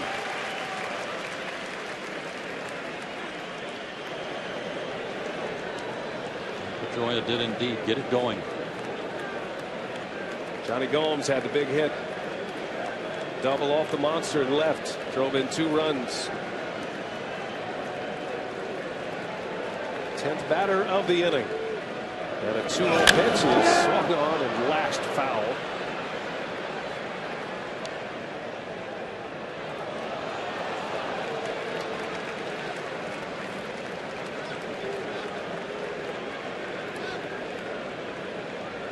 Alex Cobb and David Price. Obviously, David Price not so much, but Alex Cobb really slowed the game down with off speed and curveballs and got out of a lot of jams in his previous game. Moore is saying, here's my fastball, and this is what I have confidence in, and I'm going to it a lot. Still in a hitter's count, Pedroia, and swings, bouncing ball. Zobrist to end the inning. How about the Red Sox taking advantage? 5 runs in, they have the lead.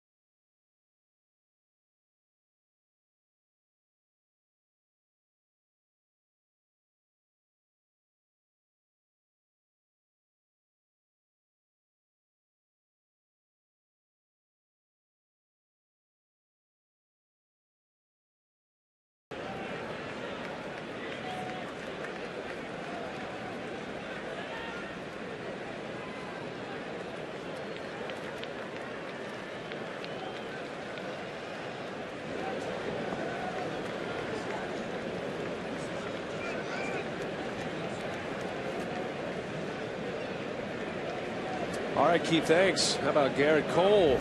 His first postseason #1 pick just 2 years ago out of UCLA. Now the Cardinals are going to have to step into the Hornets' nest in Pittsburgh for Game 3 of that series, all even at a game apiece. Here in Boston, the Red Sox have just scored 5 runs in the 4th on 6 hits.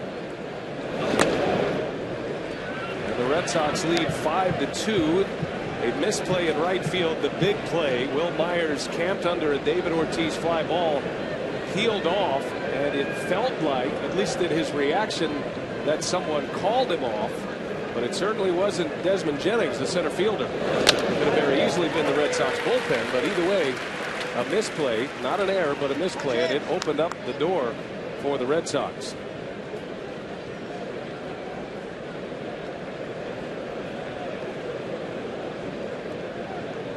James Loney swings and rips one right to the Gold Glover on a hop. Pedroia. Nicely done. A moment ago, we had a chance to catch up with Red Sox skipper John Farrell. We asked him to walk us through that 4th inning. Well, it looked like the first time through the order we might have had to get our legs underneath us with the downtime, the days off, but you know, we were able to capitalize on a couple of pitches up over the plate. Obviously, we get a little bit of a gift on that double by Ortiz out in right field, and Johnny Gomes and Stephen Drew just great base running.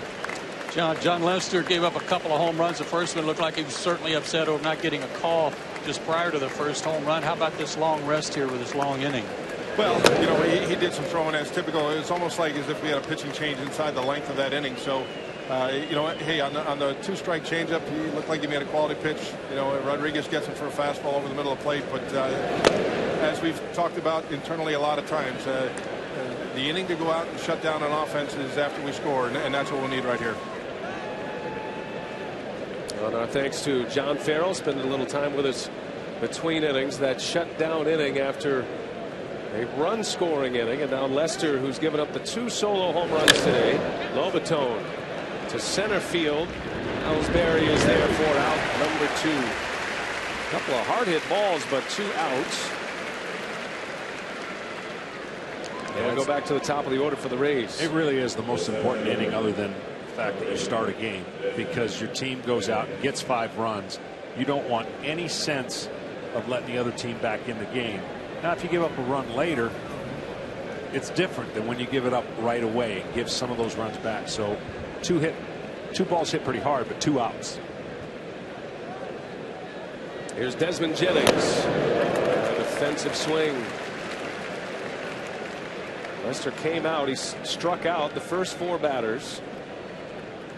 Sean Rodriguez homered with 2 outs and 2 strikes in the 2nd inning. Zobrist's home run was a leadoff shot.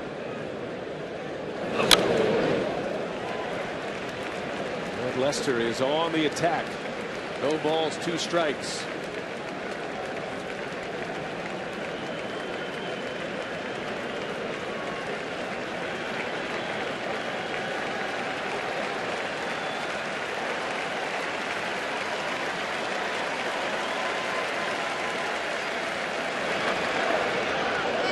And they'll check.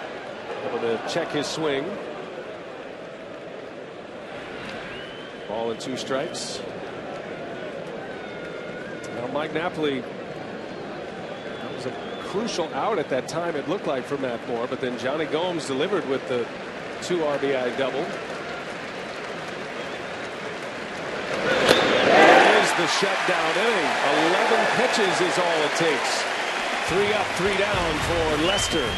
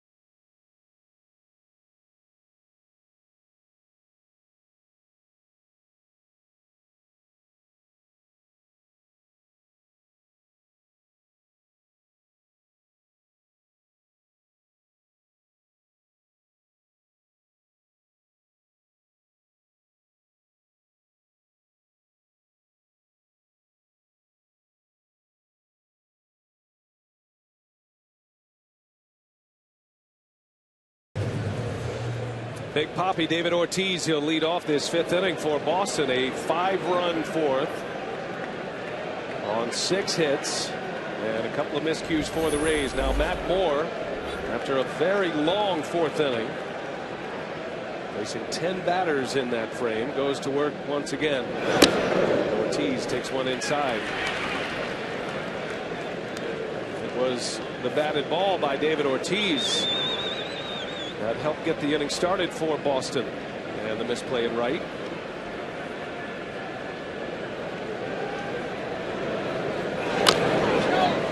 That's a bouncing ball off of his foot. Ortiz thought he hit it out. Posed for a minute. Here you see Myers calling for it, and then all of a sudden just peeled off of it, came in, nobody behind him. Escobar and Ortiz talking about it at second base. Ortiz wondered what happened. It was a ground rule double, and you don't know how the inning goes after that, had there been an out, as Ortiz looks like he's hurting a little bit. Foul ball off of his foot a moment ago. Looks like I got him right on the toe. The shin, then the toe.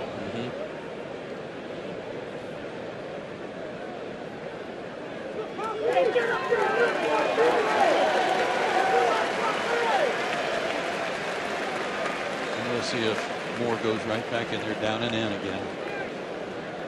Get him to do it again.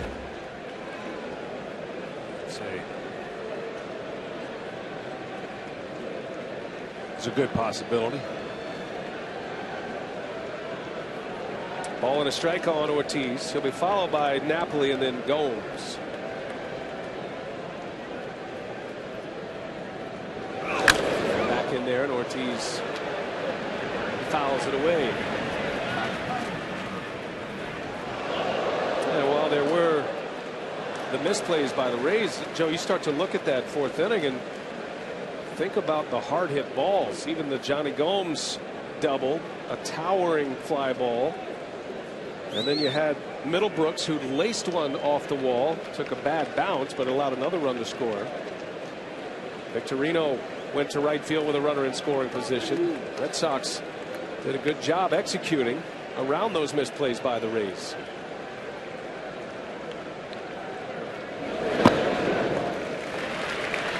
I think they were certainly taking the advice of David Ortiz in the dugout, who, as Rachel told us, came back to the dugout telling his teammates to look for the fastball, sit on it.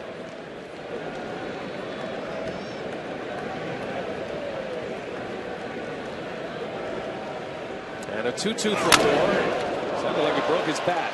Moore has plenty of time, and there is out number 1 in the fifth inning.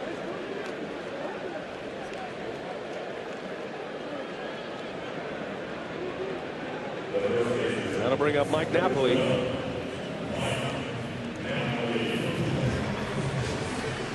Looks like Ortiz still hobbling a little bit after that foul ball.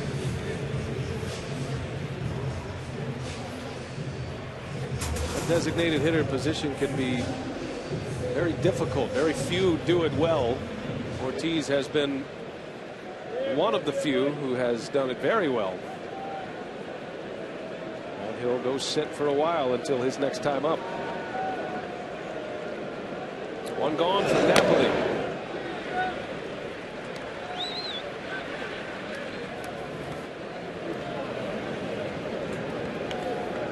Moore, he's been throwing primarily fastballs. We saw a changeup right there and a changeup to Ortiz, but we have not seen a curveball in quite some time.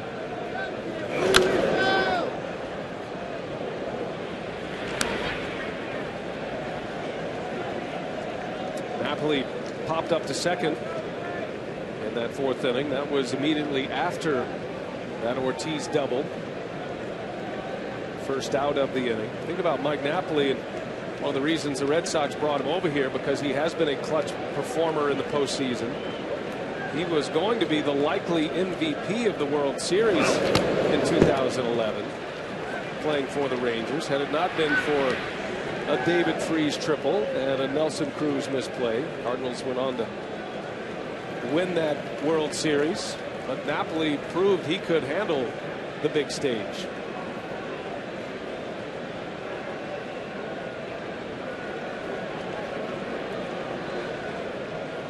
2-1. Make it 3-1.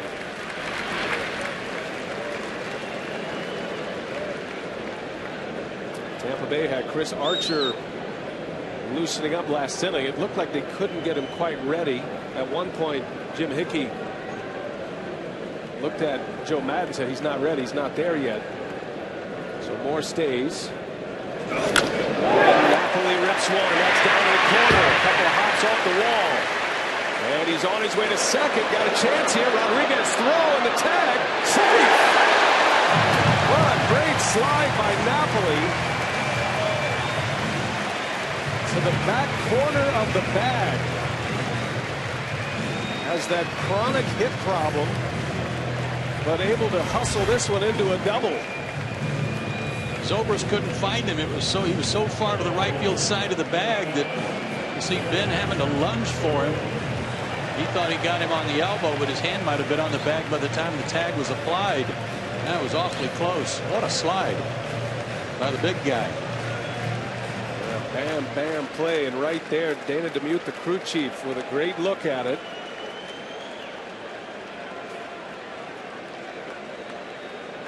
Heck of a slide. Running as fast as he can, which is not very.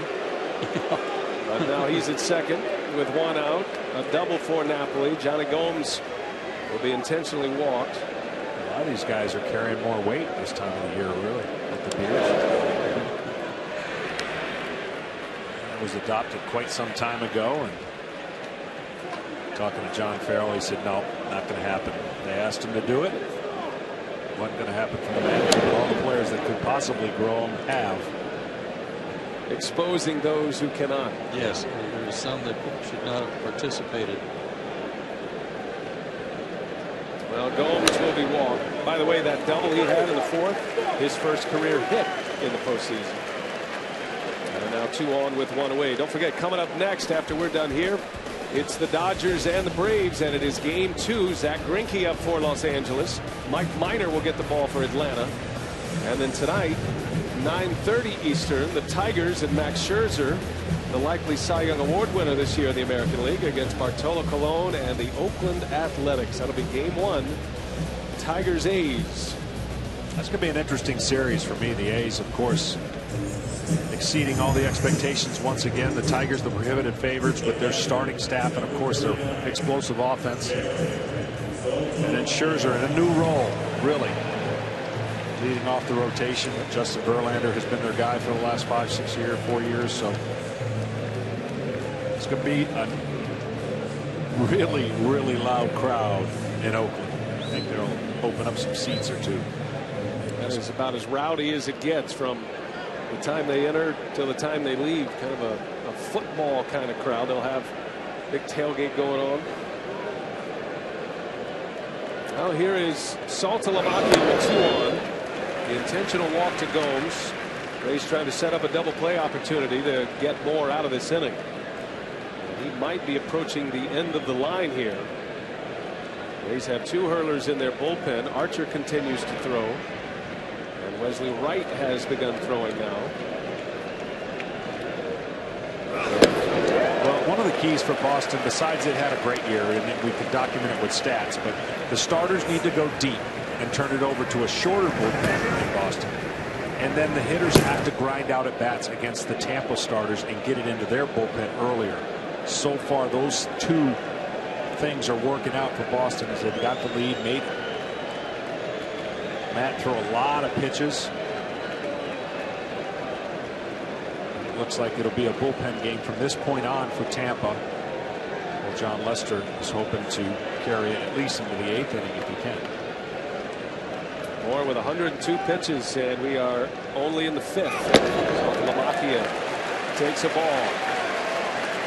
And the pitches by inning tell the story. That 33 pitch 4th inning. Anytime a pitcher gets over the 30 pitch mark in an inning, you're starting to move into the danger zone. If it's taken 30 pitches, you know the danger's already existed. There's been runs scored. It's been a long inning. 3-0 is in there. Saltalamacchia takes. 7 double plays hit into by Saltalamacchia this year. That's a low number for a catcher, but he is a guy who wants to lift the ball. Moore struck him out his last time up. Saltalamacchia walked in the second, and he hits that one in the air to right. Foul, slicing in the seats.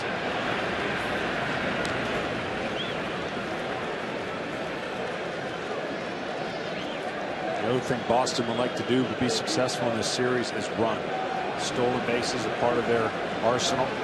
Haven't needed it so much today, but the running on the bases has been crucial as they've taken advantage of everything that's gone on. Every bounce, every close play. Victorino with a stolen base today. Johnny Gomes had that mad dash from second to score on the infield. Runners go here. Saltalamacchia to left. That is way back. Rodriguez looks up. It is off the monster. One run is in Napoli. Here comes Gomes, and the throw is cut off. 2 in. A double. Saltalamacchia. And it's 7-2 Boston.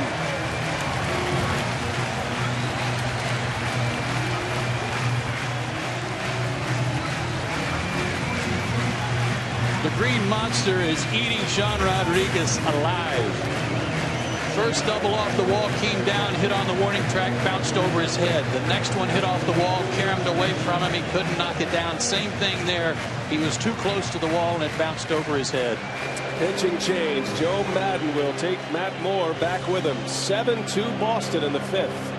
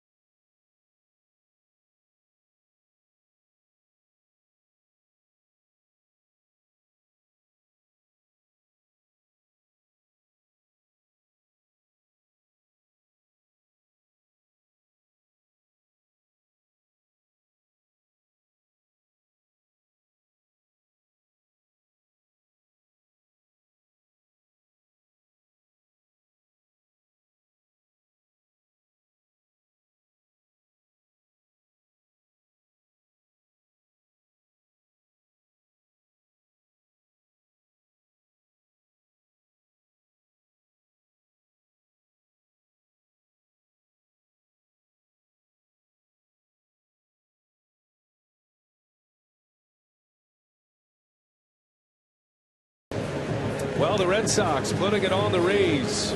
Scored 5 runs in the 4th inning. A couple of defensive breakdowns by Tampa Bay in that inning, but the Red Sox with 5 runs on 6 hits. 2 runs here in the 5th, and a pitching change as Matt Moore is out. Wesley Wright is in. And the numbers for Wright this season, 70 appearances. And entering this game trying to get through the 5th. Joe Madden said he is a guy that can give him multiple outs and multiple innings if need be. Yeah, he's got a little bit of a crossfire delivery with sink, 2-seamer and a 4-seamer, a slower breaking ball around 79 miles an hour, and a good changeup with really good arm action. Likes to pitch in as well. 1 out in the inning. 2 runs are in. At second base is Saltalamacchia, who drove them both in with a double. Well, the last 3 hitters in the Boston lineup today, 4 hits and 8 at-bats, 3 of them doubles, and 6 of the 7 runs produced by the bottom 3 in the order. Stephen Drew had an RBI on an infield hit his last time up. This simply was a starter who lost the touch on the ability to throw that breaking ball, as we talked about. He was kind of confined to just fastballs and changeup, and he didn't throw as many changeups in relations to his fastball when he got in trouble. So, you know, who knows what would have happened if the ball was caught and there's 2 outs. We can all speculate that would have definitely changed the outcome of the inning, but Matt Moore's inability really to command the breaking ball on a secondary pitch has hurt him.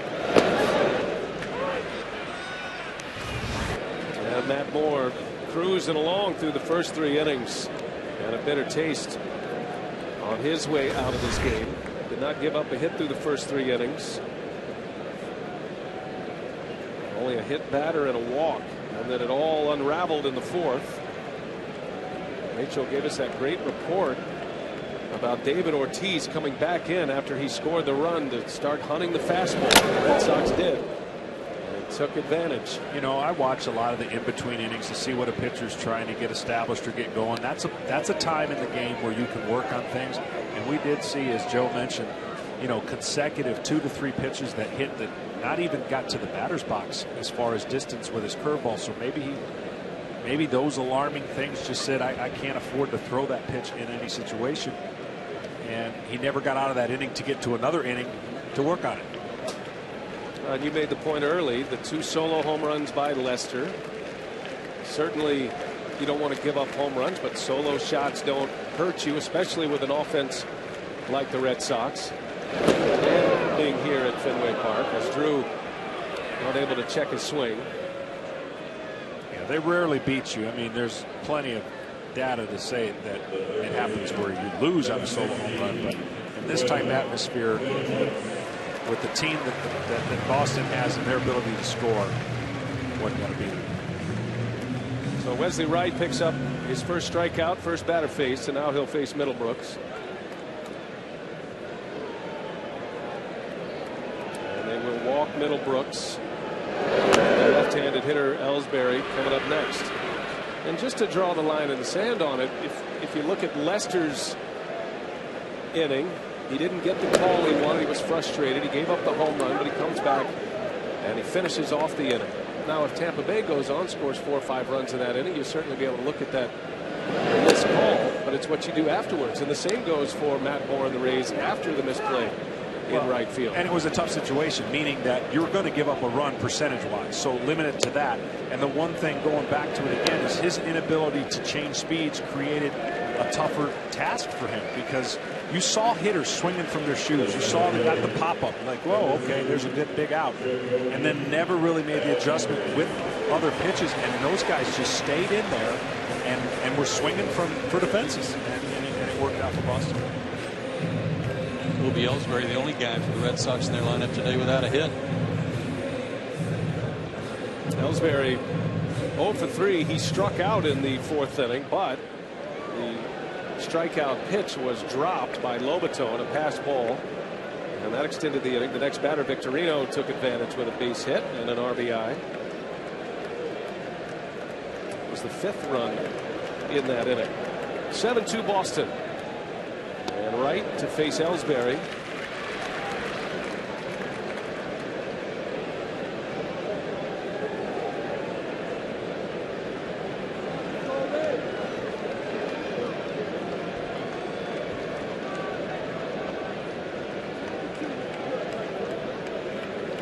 Two on, 2 out. Saltalamacchia at second. Middlebrooks, the second intentional walk of the game by the Rays. He's at first.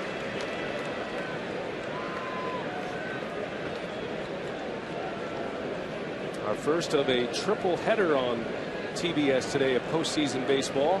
4 postseason games today. The Pirates beating the Cardinals earlier today. Garrett Cole with the victory. His first playoff start. It's off the glove of Wright and into left center. Saltalamacchia will score. Ellsbury gets into the act. RBI single. And it's 8-2 Boston.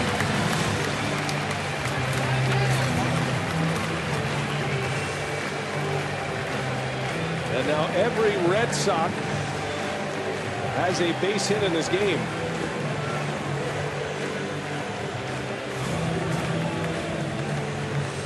That run will be charged to Matt Moore right off the glove of Wright. Hot shot from Ellsbury.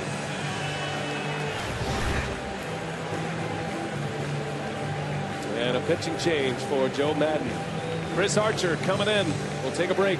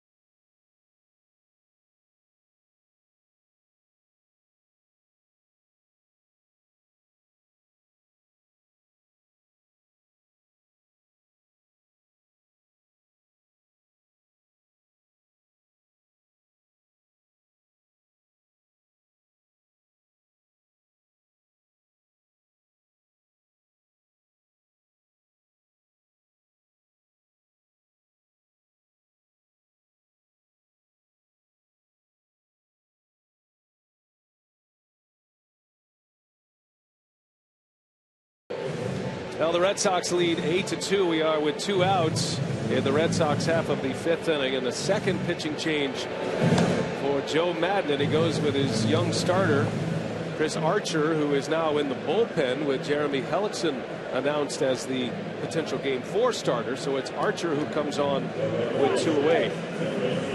Archer, along with a lot of these young Tampa Rays pitchers well beyond his age and maturity, he's got a firm fastball, really, really good sliders, tough on right-handers. You see the numbers on the year. 9 wins. Alex Cobb, the winner in the wild card game. All 23 of those games for Archer were starts this season. So pitching for the first time out of the bullpen, he'll face Shane Victorino. 2 on for Boston. They have 8 runs on the board, and Victorino, slow roller, tough play. Escobar's in time. Victorino legs one out. An infield hit keeps it going for Boston.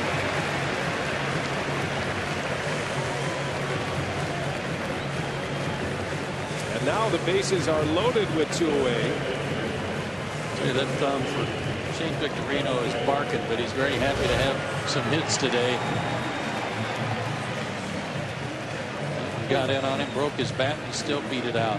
Wow, great image there from Total Motion. See the vibration that goes through the bat and into that thumb for Victorino. No wonder. Here's Pedroia. Second time today the Red Sox have batted around back-to-back innings. 10 batters in the 4th. Pedroia is the 9th of this 5th inning.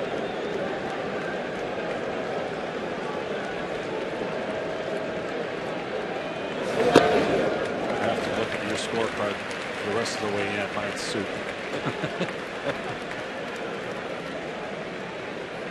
Kind of a tough place to make your first relief appearance of the year, too, if you're Archer. Yeah, you're at the same time, though, in a game that's a little bit lopsided right now, it's an opportunity to get into a series. You want to keep it right there and give your team a chance to come back. This kid's got a live arm and a really good slider. Well, and he can do his team a great service for the rest of this game if he treats this like a start, and he can give him a few innings here. That will certainly allow Joe Madden and Jim Hickey to save that bullpen for another day. These 2 teams are back at it tomorrow. The next off day, as a travel day, is scheduled for Sunday, and then Game 3 in St. Pete on Monday. Lackey, David Price for Game 2. Bases loaded, 2 outs. Pedroia lays off. I always felt as a Game 1 starter, it was so important not only to set the tone for a short series and win that game, but pass it on to your next teammate and put him in a lesser of a position, meaning give him the 1-game lead.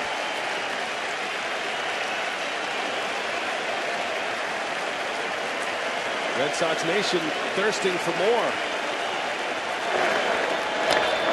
And he got him. Pedroia strikes out, inning over. Red Sox bat around again. 3 more runs are in, and it's 8-2 Boston.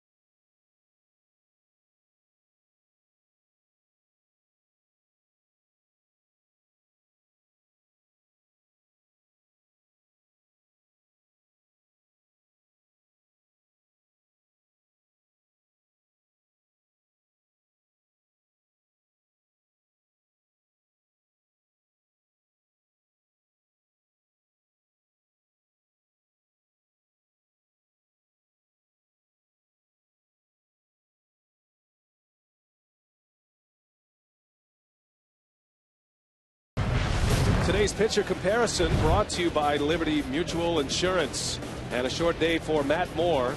4 1/3, 8 hits, 8 runs, 7 of those earned. Should have had a better fate today. John Lester, meanwhile, has not actually been on the mound very much. As Zobrist on the first pitch. Out to left and goes to make the play. So you don't keep time in baseball, right? I mean, we have time of the game, but it's a game without a clock. But since the bottom of the 4th inning started, John Lester has been on the mound 3 minutes and 30 seconds in the last hour as the Red Sox fans are giving it to Will Myers.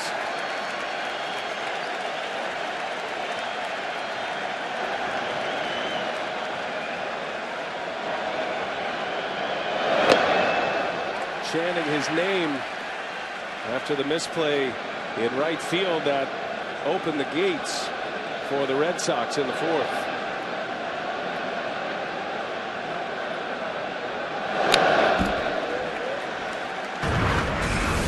Well, take you back to that 4th inning if you're just picking this up. A runner at first, nobody out. Ortiz, what looked like a routine fly ball. Myers called and then backed away. And that put runners at second and third, and Rays had a few more blunders defensively, Joe, in that inning. And when it was all said and done, 5 runs in as Myers to deep center. And there's out number 2. You understand it and you see it all the time where 2 outfielders come side to side and there's a little indecision over who's going to take it. I got it, you take it type thing, and it drops between them. But I don't ever recall seeing a play where an outfielder was under a ball, camped under, and then moved forward to let someone take it behind him. That was just bizarre. I'm not sure, still not sure what happened. And as a starting pitcher, you want to do nothing more than to pick up your teammates. That was a tough position to be in, second and third, nobody out. He then got the pop-up, but I thought the crucial play for me in that inning, after all that happened, was the covering first base. You had 2 chances to get that batter out. You didn't get him out at first. You had a chance to throw the runner out at home. And because that didn't happen, that started, another runner scored when he shouldn't have. So you look at that inning, and there was a few times where runners shouldn't have scored, and it just added up to a bad inning for the Rays. Yeah, that was an infield hit by Stephen Drew, scoring a runner from second base. Gomes was hustling all the way around, and he ends up scoring from second on an infield hit. And an RBI for Stephen Drew. And this is the one you're talking about, Yeah, John. I thought this was a huge play because he's not blistering it, but you've got time right now to throw him out, even though he was safe at first. And to your point earlier, he looked at the umpire to see the call first, overran the bag. By then it was too late, and a run scored. And that would have ended the inning. The out at the plate. And that's going to be a 1-2-3 inning. John Lester going quickly here after the long delay or the long layoff with his offense intact. 8-2 Red Sox.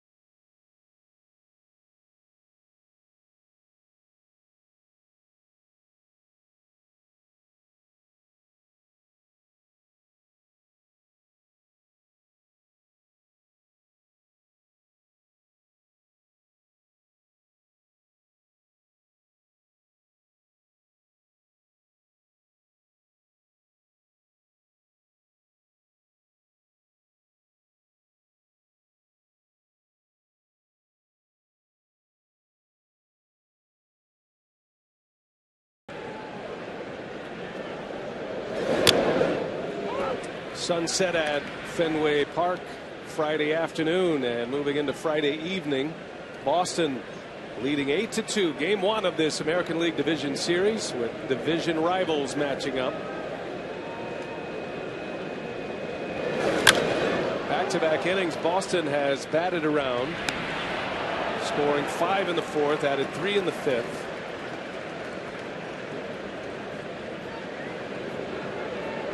Red Sox with 8 runs on 10 hits. Matt Moore, first 3 innings, holding the Red Sox 0 for 9, just a walk and a hit batter. As Ortiz bounces one into the shift, and there is out number 1.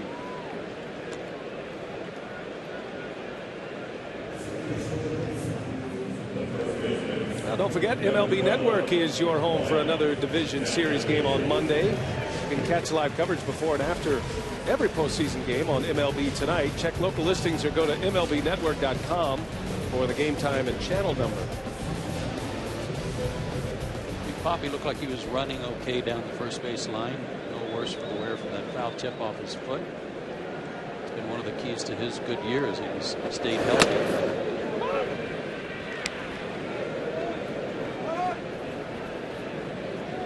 Perhaps the most timely scouting report for the Red Sox. Imploring his team to be aggressive on the fastball in the 4th inning. He combined the 4th and the 5th. The Red Sox scored it all 8 runs, 10 hits and 17 at-bats in those 2 innings. 17 at-bats in 2 innings is a lot anyway, and 5 doubles among those 10 hits. The Rays with 2 solo home runs today. Rodriguez and Zobrist. They had a 2-0 lead going into the bottom of the 4th. And the Rays have enough firepower to come back in this game, down 6, with John Lester looking like he is back on his A game right off the end of the bat. Napoli retired, and 2 up and 2 down. When you're going through what the Rays have gone through over the last week to 11 days because of the road trip, I mean, you've got a real good camaraderie among your teammates, because everybody's in this battle together. You're pulling for one another. Everything's going good. You're relying on each other to get through this tough time, to win these tough games.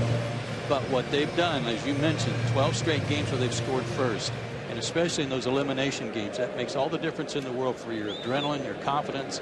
And now all of a sudden they're down 8-2.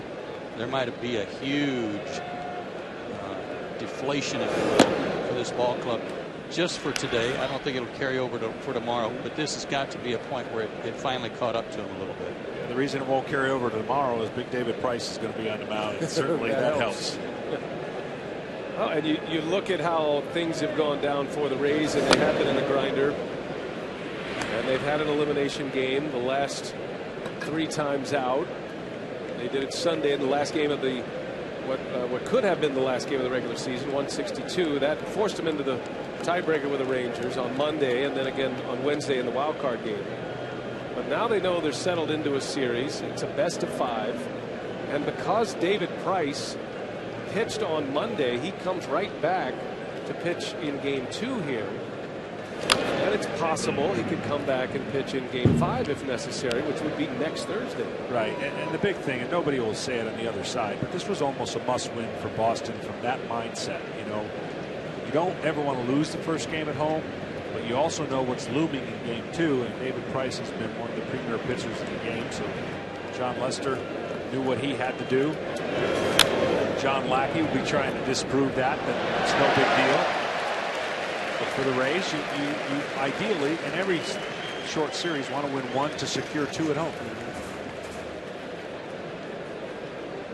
Games 3 and 4 will be in St. Petersburg at Tropicana Field, and then if necessary back here in Boston for game 5 as a strikeout for Archer. He gets Gomes, and a 3-up 3-down inning for the 25-year-old.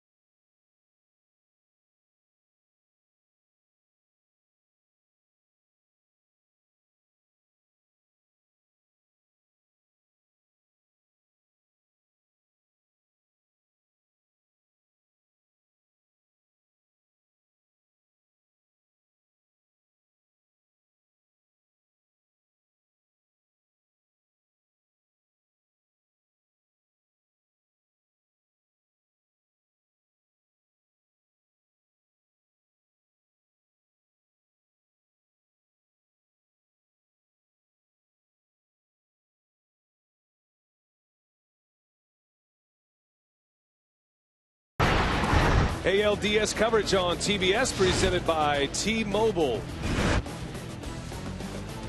Fenway Park, Boston, game 1 of this ALDS. John Lester back to work, coming off an 8-pitch, 3 up, 3 down, 6th inning. And when the Red Sox have scored, Lester has quickly shut down the Rays. 6 up, 6 down, as a matter of fact, after run scoring innings for Boston. Delvin Young will lead off for Tampa Bay. Rodriguez to follow, then Yunel Escobar.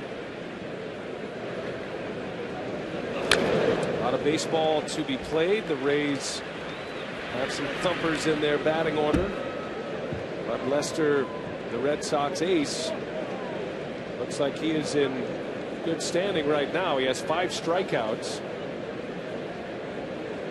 At this point, he's only given up 3 hits, 2 of those home runs. Well, and everything changes when you've got a lead. I mean, you always try to pitch as if it's a 0-0 game, but who's kidding who? When you get a 6-run lead or a lead like that, it's a lot easier to prey off of the team that's trying to get a bunch of hits and get back into it. You see the breakdown of the pitches today by Lester. Remember, his cut fastball, which is his signature pitch, is part of the fastball percentage. And I would imagine you'd see a steady diet of those moving forward. Pitching with a 6-run lead. Half swing by Young. Did he go? No, he didn't. I think that fastball percentage has gone up over the last 2 innings. Bump it up over 80%. Firm changeup right here, and see the barrel of the bat stand back, hands going forward, but the bat did not.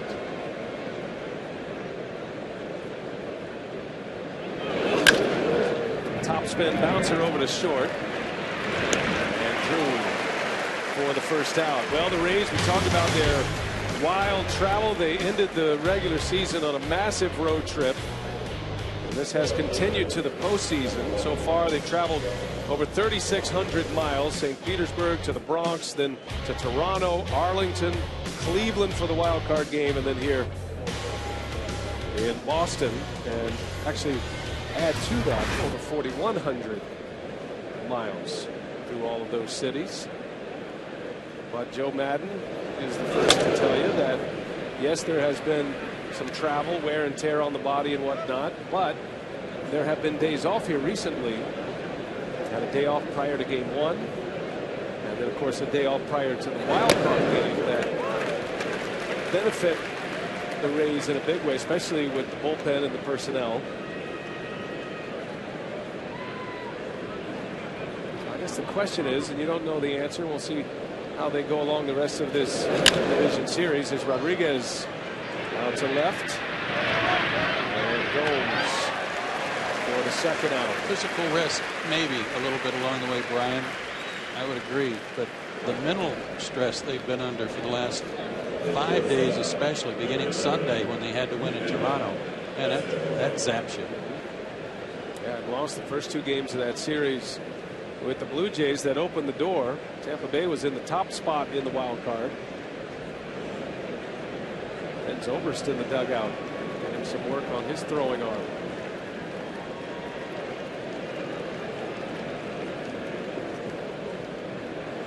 If there's any club that I have seen over the last few years that can deal with this type of thing you're talking about, it's the Rays.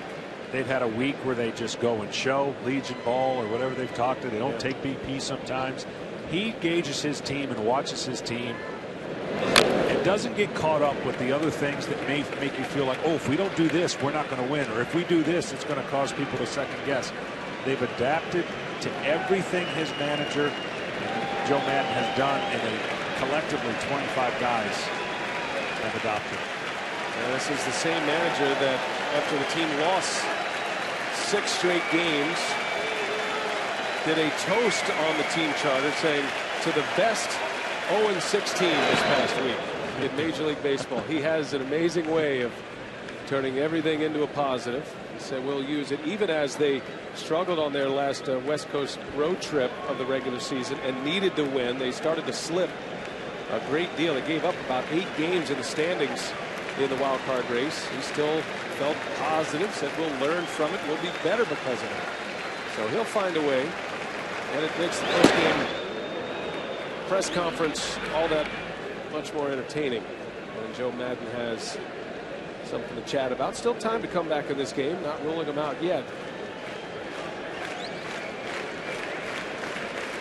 But they do have a 5-game series as opposed to an elimination day. And Lester keeps the Rays down. John Lester, 11 straight retired, picks up his 6th strikeout.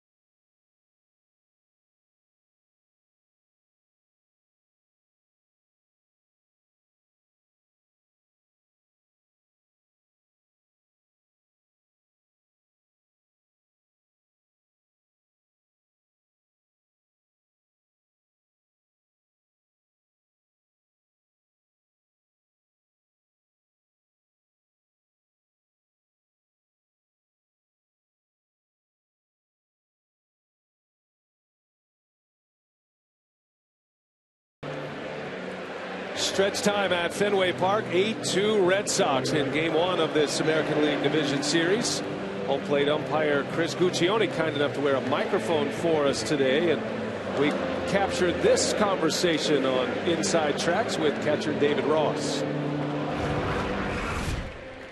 This is perfect. That's perfect. For Boston this time of year. Fall. Our workout days, the 4 workout days we had, were prettiest weather I've ever been part of. Like, guys are just out there for an extra hour just because it's so nice. Perfect. Yeah. Yeah. You gotta love October baseball. And we thank Chris Guccione for wearing that microphone. And Fenway in the fall, and Red Sox Nation with open arms welcoming back postseason baseball in October. It's been since 2009. And so much turnover in the last couple of years that collapse in 2011. Terry Francona losing his job. Bobby Valentine coming in last season, finishing in dead last in the American League East, and they've gone from worst to first, the best record in the American League, and they will have the home field advantage, the Red Sox, throughout the World Series if they make it that far. And the blood, sweat, and beards of Fenway Park, a phenomenon that is catching on everywhere. Even the youngsters are growing up quickly here.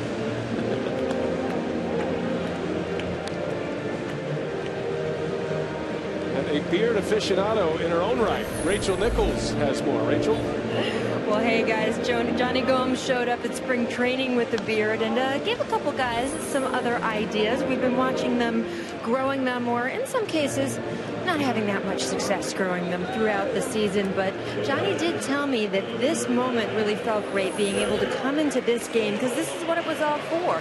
Them feeling more unified to get to a point like this postseason game. Although Shane Victorino did let me in on the fact that when they pull each other's beards, you know, after something really good happens, he said it does hurt exactly as much as you think it does, especially with all that pine tar on guys' hands.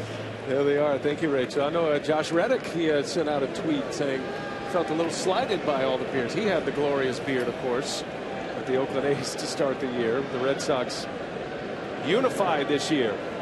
And the beard's one way of showing that. New pitcher for the Tampa Bay Rays. Left-hander Alex Torres will take over. Bottom of the 7th inning. 8-2 Boston. And back-to-back big innings for the Red Sox. A 5-run 4th and a 3-run 5th. Saltalamacchia was a big part of that 5th inning. He drove in a pair with a double. He was 1 for 2 today with a walk, 2 RBIs. He scored a run.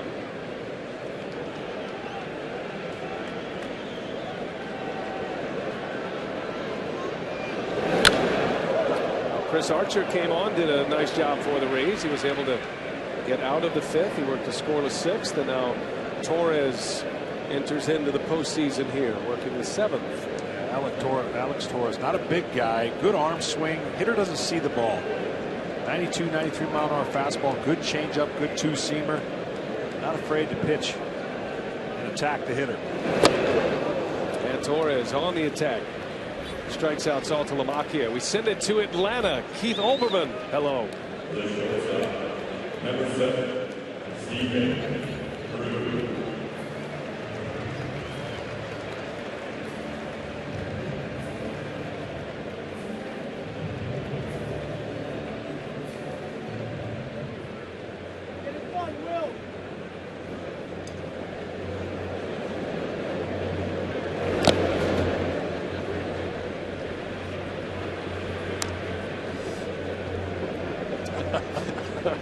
All right, Keith, thank you. Somebody is right. We don't know who, but somebody called it and didn't have it. And, yep, the Dodgers and the Braves for game 2 of that series. The Dodgers, Joe, look like they are lined up and ready to roll here with Kershaw going yesterday. Didn't even necessarily have his A game early, but able to get through the Braves. 15 total strikeouts in that game by Dodger pitching. And now Zach Greinke is a number 2 in Los Angeles. Yeah, everybody was impressed with what Kershaw did without supposedly his best stuff. What impressed me was Adrian Gonzalez's home run. Ball out away from him to hit it out in the straightaway center at Turner Field. That was pretty impressive. Starting to almost feel like a must-win for Atlanta tonight, John, with the first game going to the Dodgers. They're going to be heading back to Los Angeles after game 2 today. Yeah, whenever you're facing an ace of a team, you know that if he wins, he almost guarantees himself to pitch again, or at least the likelihood is there. So Zach Greinke, ever since the injury, has been lights out, and he's been hard to beat, and he's the Zach Greinke you thought that they were getting. And so, yeah, must win for Atlanta. Although, Joe, we'll just remember last year, right, when the Cincinnati Reds won 2 on the road in San Francisco, and the Giants in the NLDS comeback win the 3 games. And of course, they would power right through and win another World Series as Torres picks up another strikeout. Back-to-back Ks.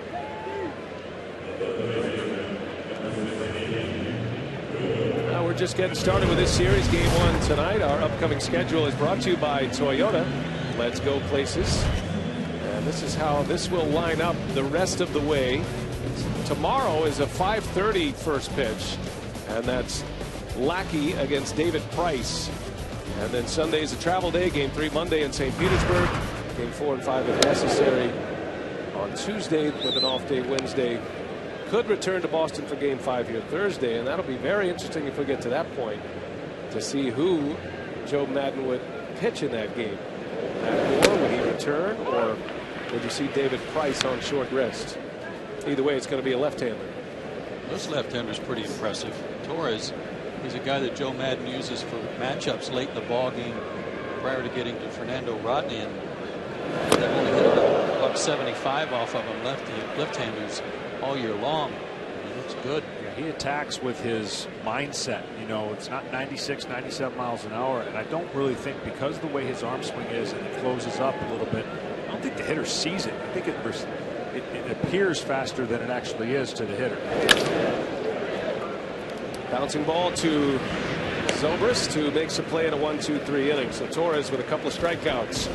Red Sox go in order. We're headed to the 8th in Boston. Rays coming up.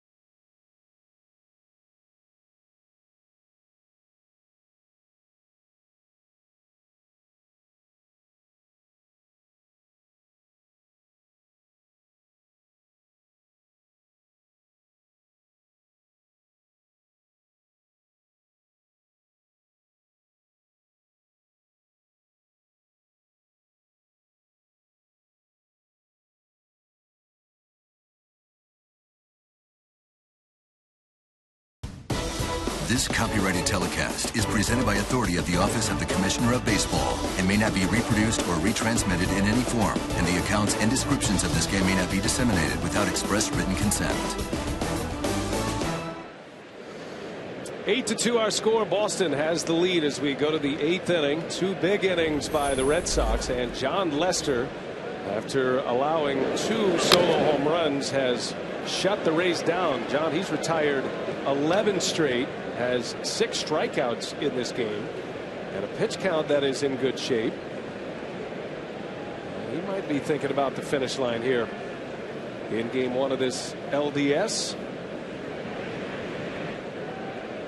James Loney leads off, and Lester pours one in for a strike. You guys remember Alvin Davis, the Mariners? Good first baseman, good hitting first baseman, left-handed. That's who James Loney reminds me of. Alvin Davis had a little more power, I think, than James, but they both had similar swings and very good against left-handed pitching typically too.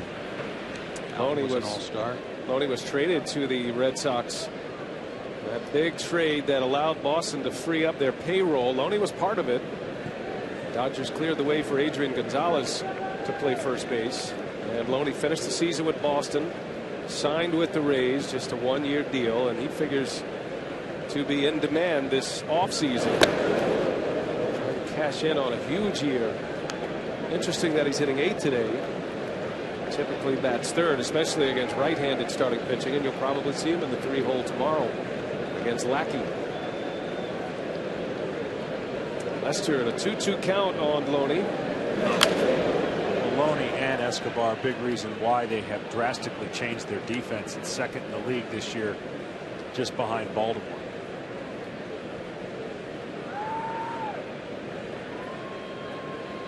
Loney today 0 for 2 against Lester. A bunch of 0 fors against Lester this afternoon. He's only given up 3 hits to Tampa Bay. A home run by Zobrist in the 4th.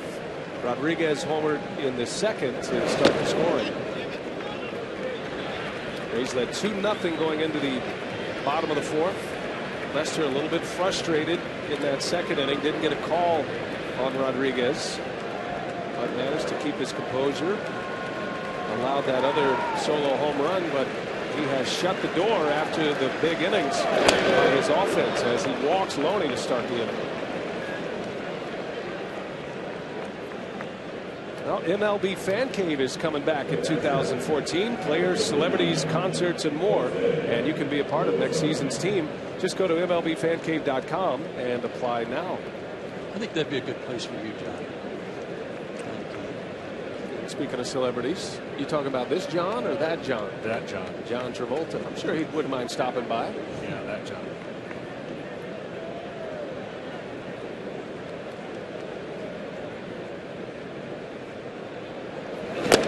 It did just turn out to be a beautiful day here. It's overcast, but considering all the rain that came through here for about an hour or so with the tarp down prior to the game, very pleasant here at Fenway Park.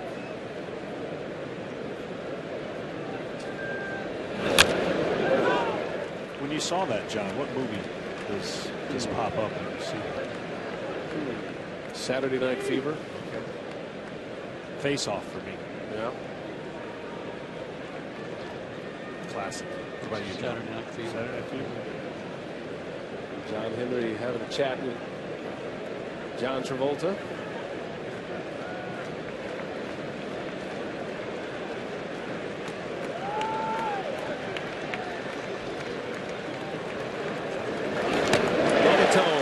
A swing and a miss.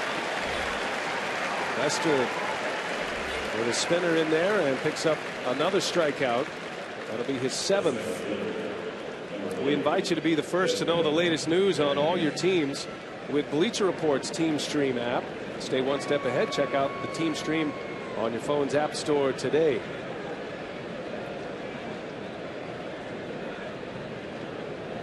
After the leadoff walk, Lester strikes out Lobatone.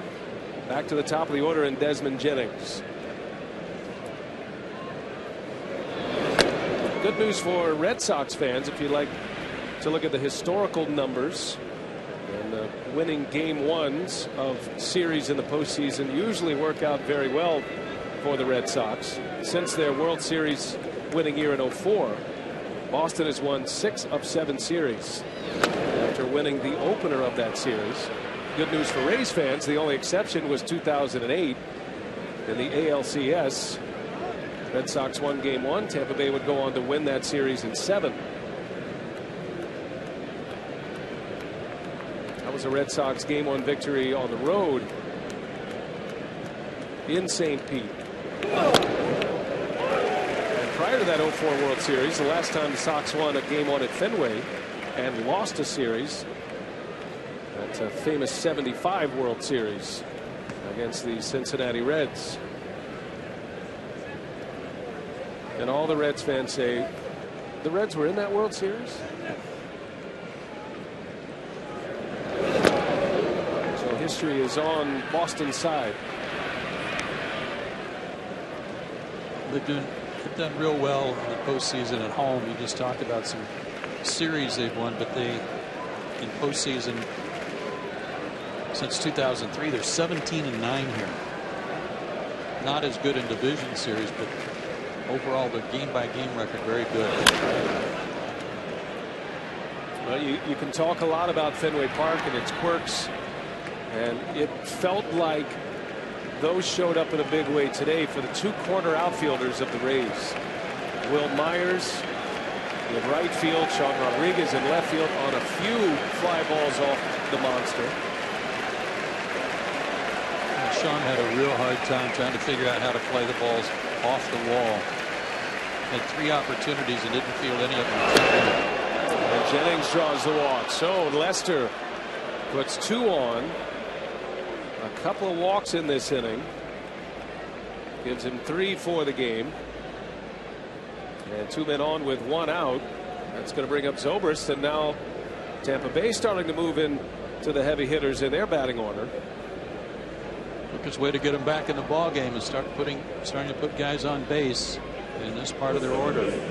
We saw Tazawa loosening up a minute ago. I think he's got some company now in their bullpen. Craig Breslow, left-hander, begins to loosen up. Well, a little bit of the difference this inning, trying to pound that fastball away, just missing off the plate. And then he pulled a couple fastballs to get behind in the count. So he's frustrated with himself a little bit, and he wants to get back on track by making quality pitches here in the 8th inning. 1 man out, Zobrist at the plate.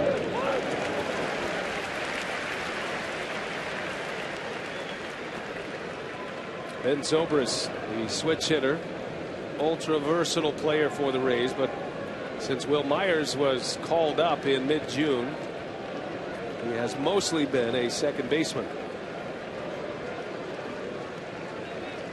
Shows bunt. Takes a ball, 1-1 the count on Zobrist.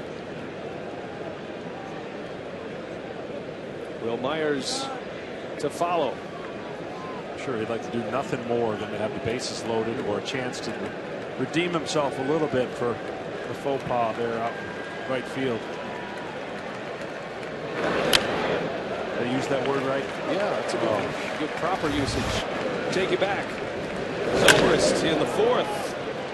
And the Rays flying high early. That was a home run that just stayed fair. Didn't have much hook on it at all.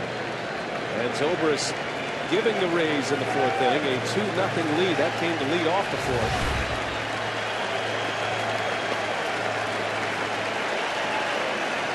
All in 2 strikes. 2 on for the Rays. And Zobrist to right. Victorino runs it down, out number 2. And that will bring Will Myers to the plate. And I'm sure Red Sox fans are looking forward to his appearance again, and that's going to do it for John Lester. So Farrell makes the call to the bullpen. John Lester strong today, just the 2 solo home runs. Pitches into the 8th inning in this game 1, his first ever game 1 at Fenway.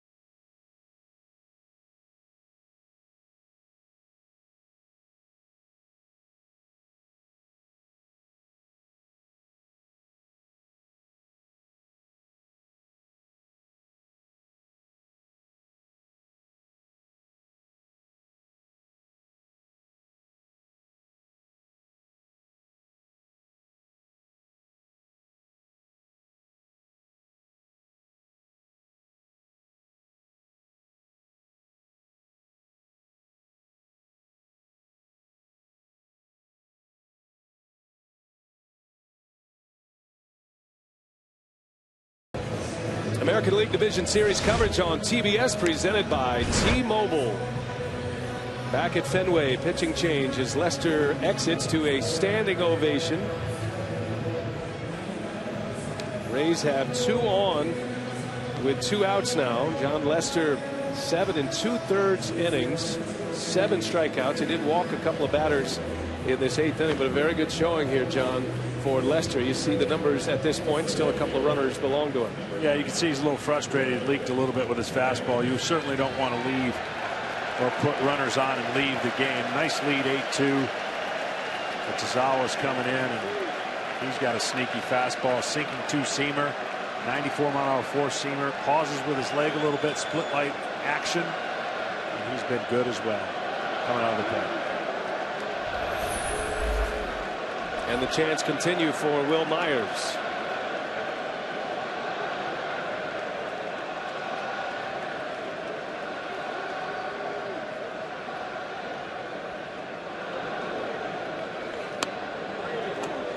As we send it down to Rachel Nichols. Well, guys, Will Myers obviously has a big mistake to shake off in this game, but teammates are always confident he'll be able to do things like that because nothing ever seems to rattle this kid. In fact, he seems to have so much faith in himself that his manager, Joe Madden, has nicknamed him Ricky Bobby because, hey, he thinks he's the greatest. Shake and bake, Will Myers. It has been a tough day for him. His first postseason. We talked about Myers playing right field. He made his major league debut here at Fenway. And that was the big play in this game. That's going to be the image that you'll see the most from this game. The Red Sox, after that misplay, would go on to score 5 runs in the 4th. There were more miscues by the Rays, but the first one by Myers put runners at 2nd and 3rd and nobody out.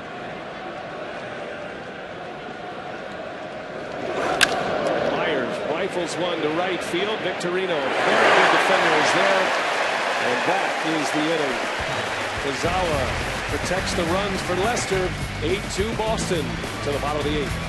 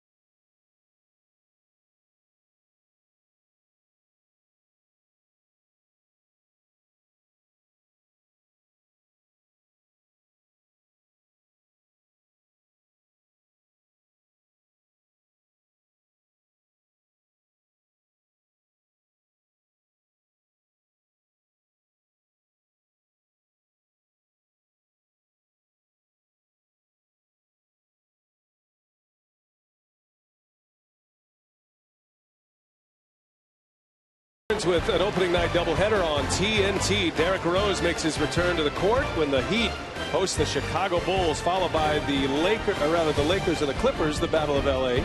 Tuesday, October 29th. It's coming up only on TNT inside a month.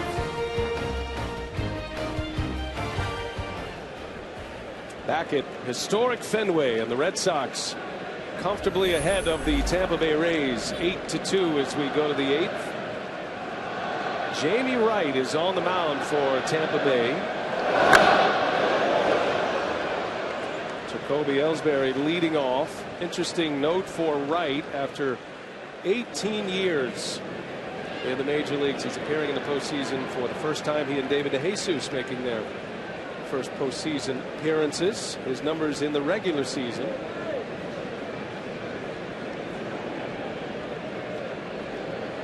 First round pick.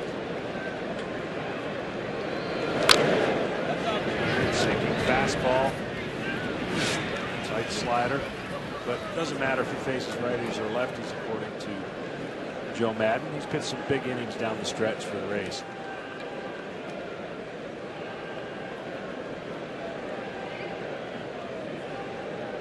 Now the Red Sox with 8 runs on 10 hits, and all 8 of those runs and all 10 of those hits coming in the 2 innings, the 4th and the 5th, as Ellsbury, a little flare to left, that's going to fall, a base hit. Jacoby Ellsbury was the last Red Sox to have a hit today, and he has 2 in a row now. 2 for 5 at the plate. Our innovative stat brought to you by Nissan. If you'd like to dive in a little bit, we're looking at first pitch swings, the lowest percentage of first pitch swings. You see Dustin Pedroia is on the list. Victorino is 5th. These would be the opposite ends of the spectrum from guys like Delman Young. I'm really surprised at that, especially today. He swung at 2 first pitch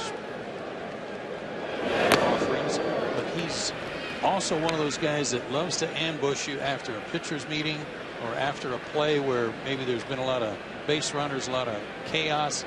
He's really good at ambushing the first pitch as the next hitter after some problems. And that speaks to the change in game plan for the Red Sox. John Farrell, we visited with him between innings, and he thought maybe knocking off a little rust, just trying to get your bearings back in the game. Boston did not play from Sunday to today.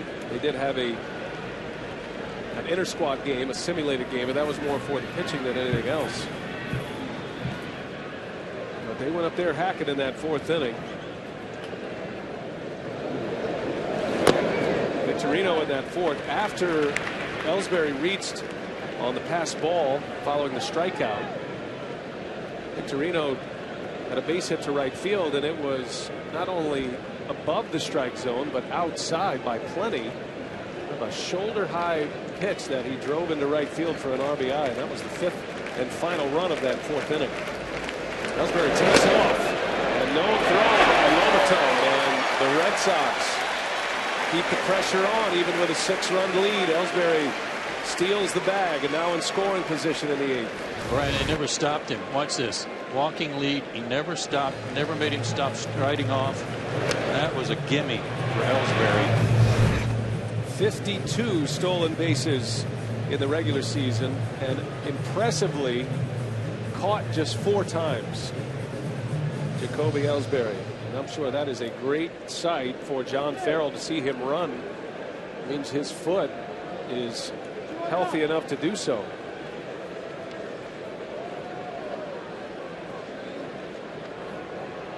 Two balls and a strike on Victorino. It wasn't just his stolen base percentage, but the whole team. 87% success ratio on stolen bases. That's #1 in American League history. And who would have thought that it would be the Red Sox that were doing that? Just a couple of years ago, they were very pedestrian. 123 steals for the year, 19 caught stealing, 3 primary base runners. Picking their moments and reading pitches. You think about Victorino in all his years with Davey Lopes and the Phillies and the craft of stealing the base. It's not just about speed. Yeah, I'm sure Victorino's passed along a lot of that to these guys, but it speaks to their diversity and their offense. They don't just have to sit back and wait for somebody to hit one over the monster. They're producing runs in different ways thanks to this good team speed. Full count to Victorino. And a check on Ellsbury. And the last base you can fake to. Second base. Yeah, they took away the other one to third. But I'll tell you what they do more than anything for the lineup is they make it tough to deliver pitches because you want to prevent him from trying to steal. And they have an effect, a carryover effect to the 3, 4, 5 hitters. A shot. Base hit left field. Ellsbury around third, and he's on his way. Shane Victorino drives in another one, and the Red Sox up 9-2. Victorino with 3 hits, 2 runs batted in, on base 4 times, and it's a 7-run lead. And right-handed hitter against right-handed pitcher, something you just haven't seen from Shane Victorino, a lifelong switch hitter, but because of the leg injury, he's been forced to stay on the right side. Certainly didn't affect him there. And interesting that Victorino's batting average against right-handed pitching as a right-handed batter at 300 when he made that change because of the hamstring injury.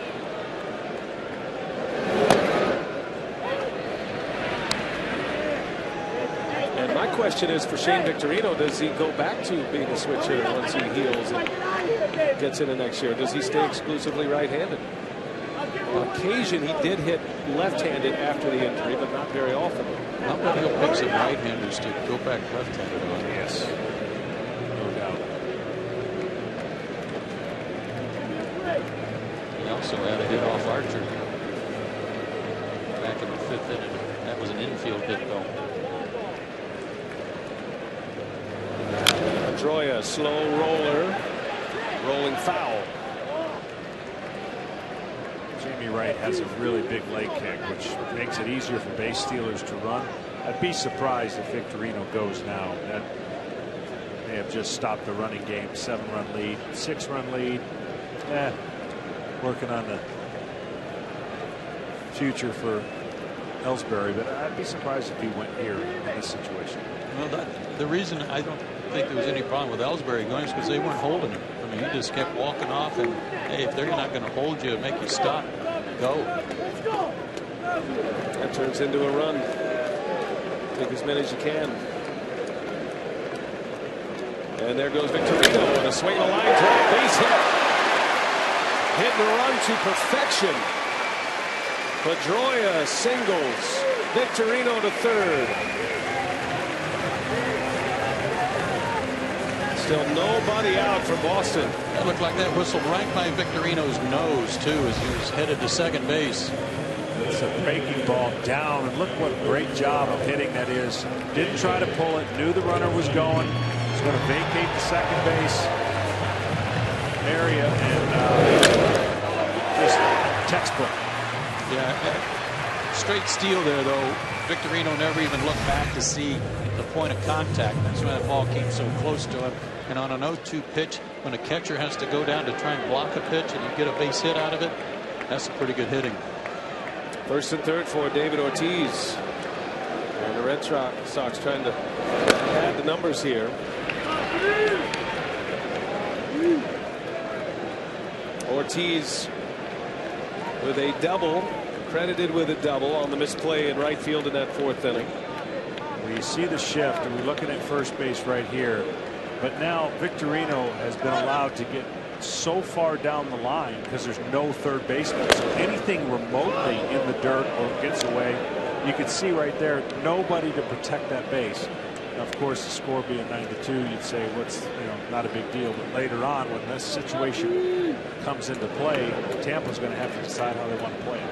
Yeah, good point. If it was a 1-run game and you have this spray chart on David Ortiz, do you break off that to hold it close? I would imagine you'd have to. I'm a little bit fearful for the safety of Shane Victorino. Me too. 90 feet between home and third. And I'd say what, he's probably 45 feet from home plate when it's all said and done. Looks like he's halfway. And now with 2 strikes and the infielders switch places, Longoria and Escobar. Longoria's even farther from third base.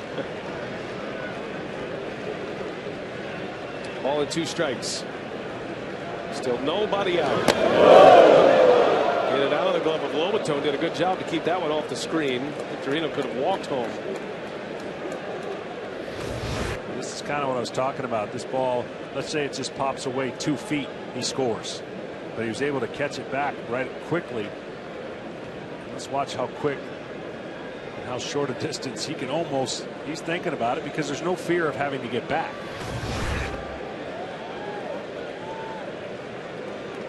Two and two now. Jamie Wright in his first career postseason game, and it's been a rough one.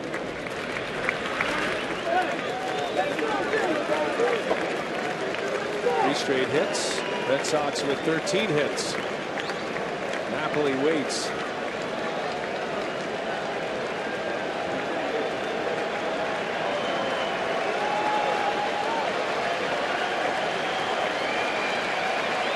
Everything away to David Ortiz. And that one's down and in. Good block by Lobaton, but the bases are loaded.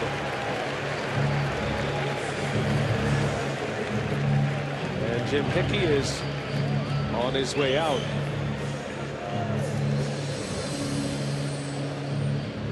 That was a terrific block, like you said, Brian, by Lobaton, especially when he knows that Victorino's just a few steps away. Corralled that one and kept it close. Oh, I have a moment. Let's send it back to our Atlanta studios. Keith Olbermann standing by. Keith.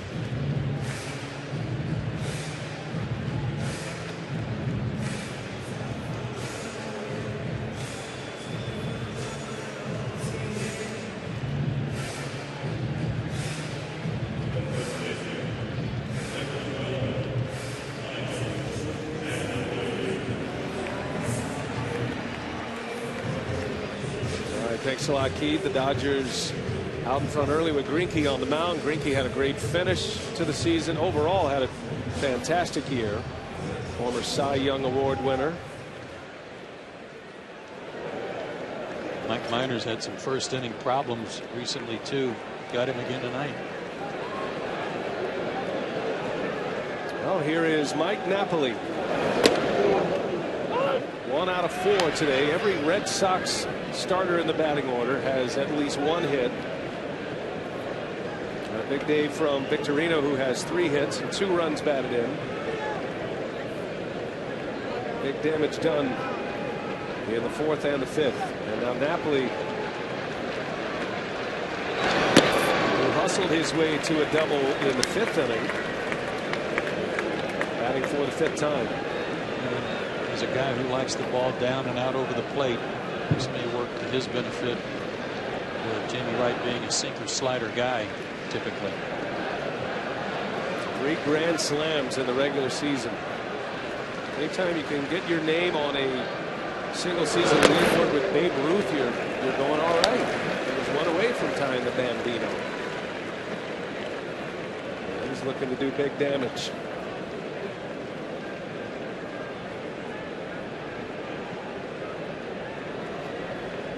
Napoli with 23 home runs and 92 driven in. Big questions whether he would be able to play a full season with a chronic hip injury. John Farrell, he was able to rest him when he felt like he needed a breather.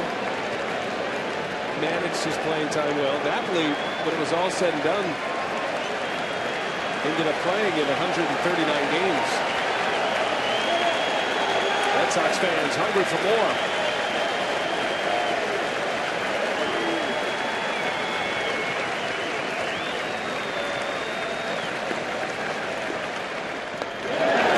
A bases loaded walk. And the last thing the Rays want to do here is make another pitching change. Victorino scores an RBI the easy way for Napoli. And it's now 10-2.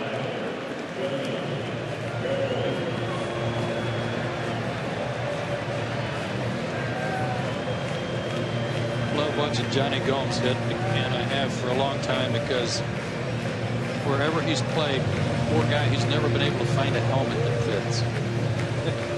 He works that helmet.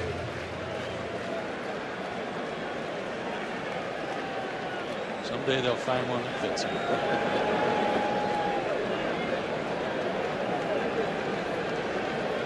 Good call, Joe. I can't stop watching though. Bases loaded for Gomes. Still nobody out. First 5 batters have reached. 3 hits, now 2 walks. It reminds me of a bull rider pulling his hat down just before they open the chute. He looks like the bull rider and the bull all in one.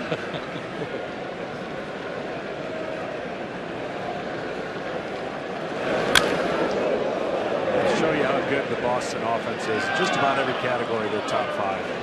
Bases loaded. They hit 301. They've had the most chances. They've scored the most runs. So this team can score in bunches, as we've seen today. They haven't put up a single run in any inning. It's been a crooked number. That plays in the postseason. This crowd still chanting Myers. Right fielder Will Myers had a bouncing ball, got a chance to turn it here. Escobar on the 6-3 double play.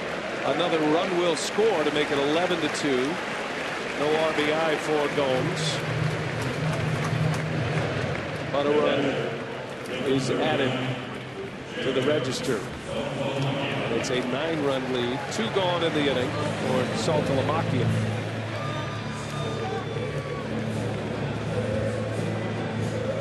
This score, Tampa Bay rolling along like they were, very surprising at this point. And I think more surprising the defensive lapses by the Rays in that 4th inning. This is a team that has hung their hat on pitching and defense, historically good defensively this season. And while you don't see the errors show up, there's a ton of miscues in that 4th inning. Well, that's the weird part. There's no errors on the board. And that's the thing. It's the psychological thing that you're trying to deal with. If somebody makes an error, you can understand it. A physical error, you know, you boot a ground ball, or let's say you drop a fly ball. This was routine that never even got a chance to be caught. It was almost catching everybody by surprise, like what just happened. That, I think, had more to do with the things that unfolded next. As a pitcher, you try to pitch your way out of it, and the next thing you know, everything that could go wrong went wrong for Tampa, and it just snowballed. So that score is reflective, I think, because of the shock value of what just happened. How did that happen? Well, and give credit to this Red Sox lineup as well. They took advantage. It's a big at-bat. Saltalamacchia beats the shift. A base hit. Another run is in. And Jared Saltalamacchia, this time from the left side of the plate. Another hit and an RBI gives him 2 hits and 3 runs batted in tonight. 12-2 Boston. Well, it was an inning to forget for the Tampa Bay Rays in the 4th. No explanation for why Will Myers just pulled off that ball in the simple first to pitcher. Run scored on that. Misplay by Rodriguez in left field off the wall.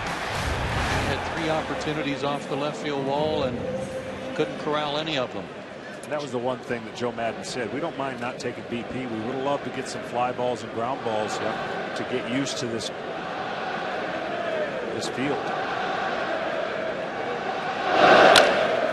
Jamie Wright to first, and the inning is mercifully over. Red Sox put another crooked number on the board, and they lead 12-2. Last call for the Rays.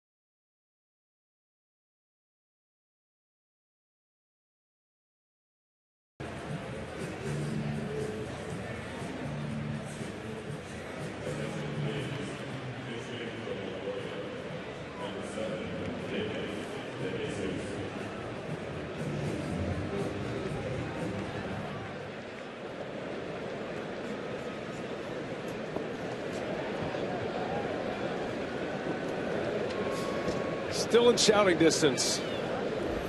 And last call for the Rays here.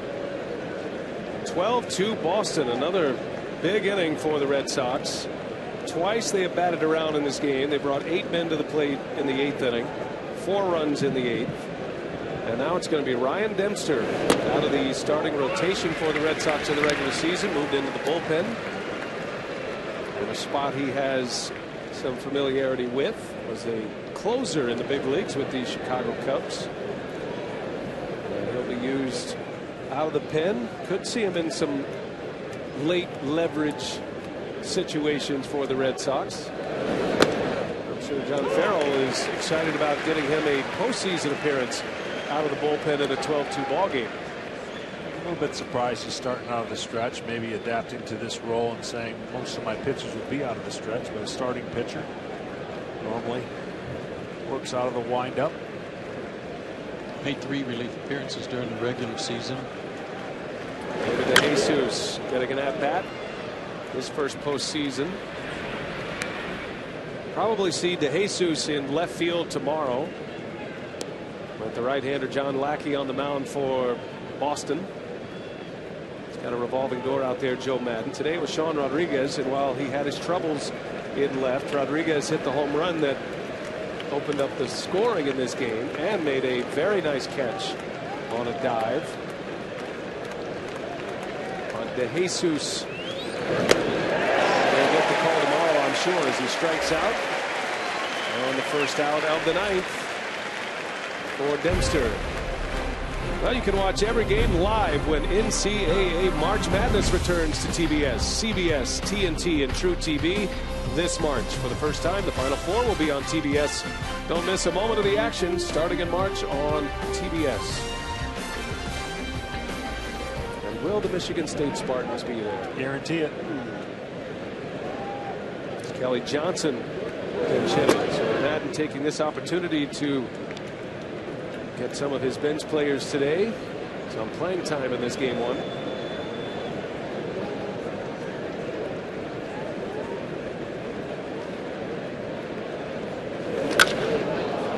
Hit well left center. Got some carry to it. Ellsbury at the wall.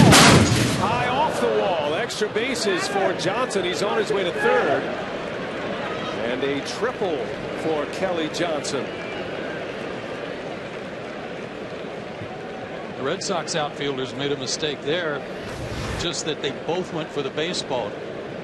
They're pretty conditioned for one guy to go for the ball and the other guy to play it off the wall. Ellsbury goes for it. It's out of his reach, but you see both of them right there at the wall. Then somebody had to track it down. And Kelly Johnson can run. Well, there's a little edge, like you said, right above there. Looked like Johnny Gomes just, he said, I'll do what you do, Jacoby. Follow the leader. Oh, he's jumping. I might as well jump. Here's Matt Joyce, another pinch hitter for the Rays. Haven't seen a whole lot of Matt Joyce in this run. Slumping at the plate.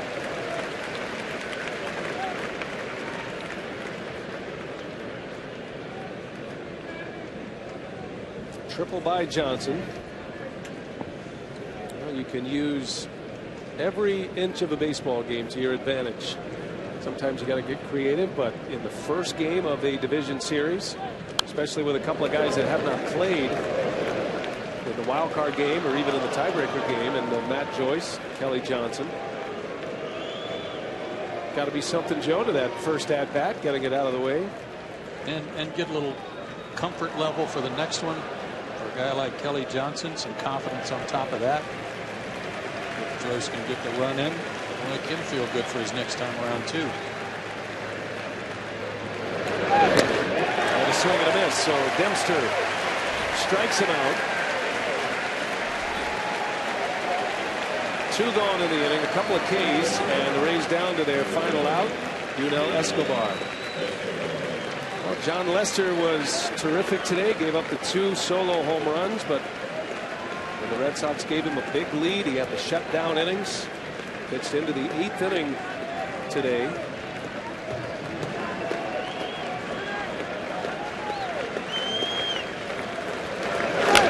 the first slow roller.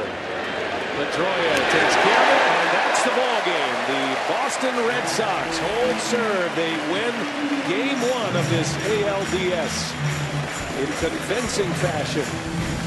TBS is your exclusive home for the 2013 NL and AL Division Series and the National League Championship Series. Now we'll send you to Atlanta. Ernie Johnson, Cal Ripken Jr., Ron Darling standing by. Game 2 underway, Dodgers Braves.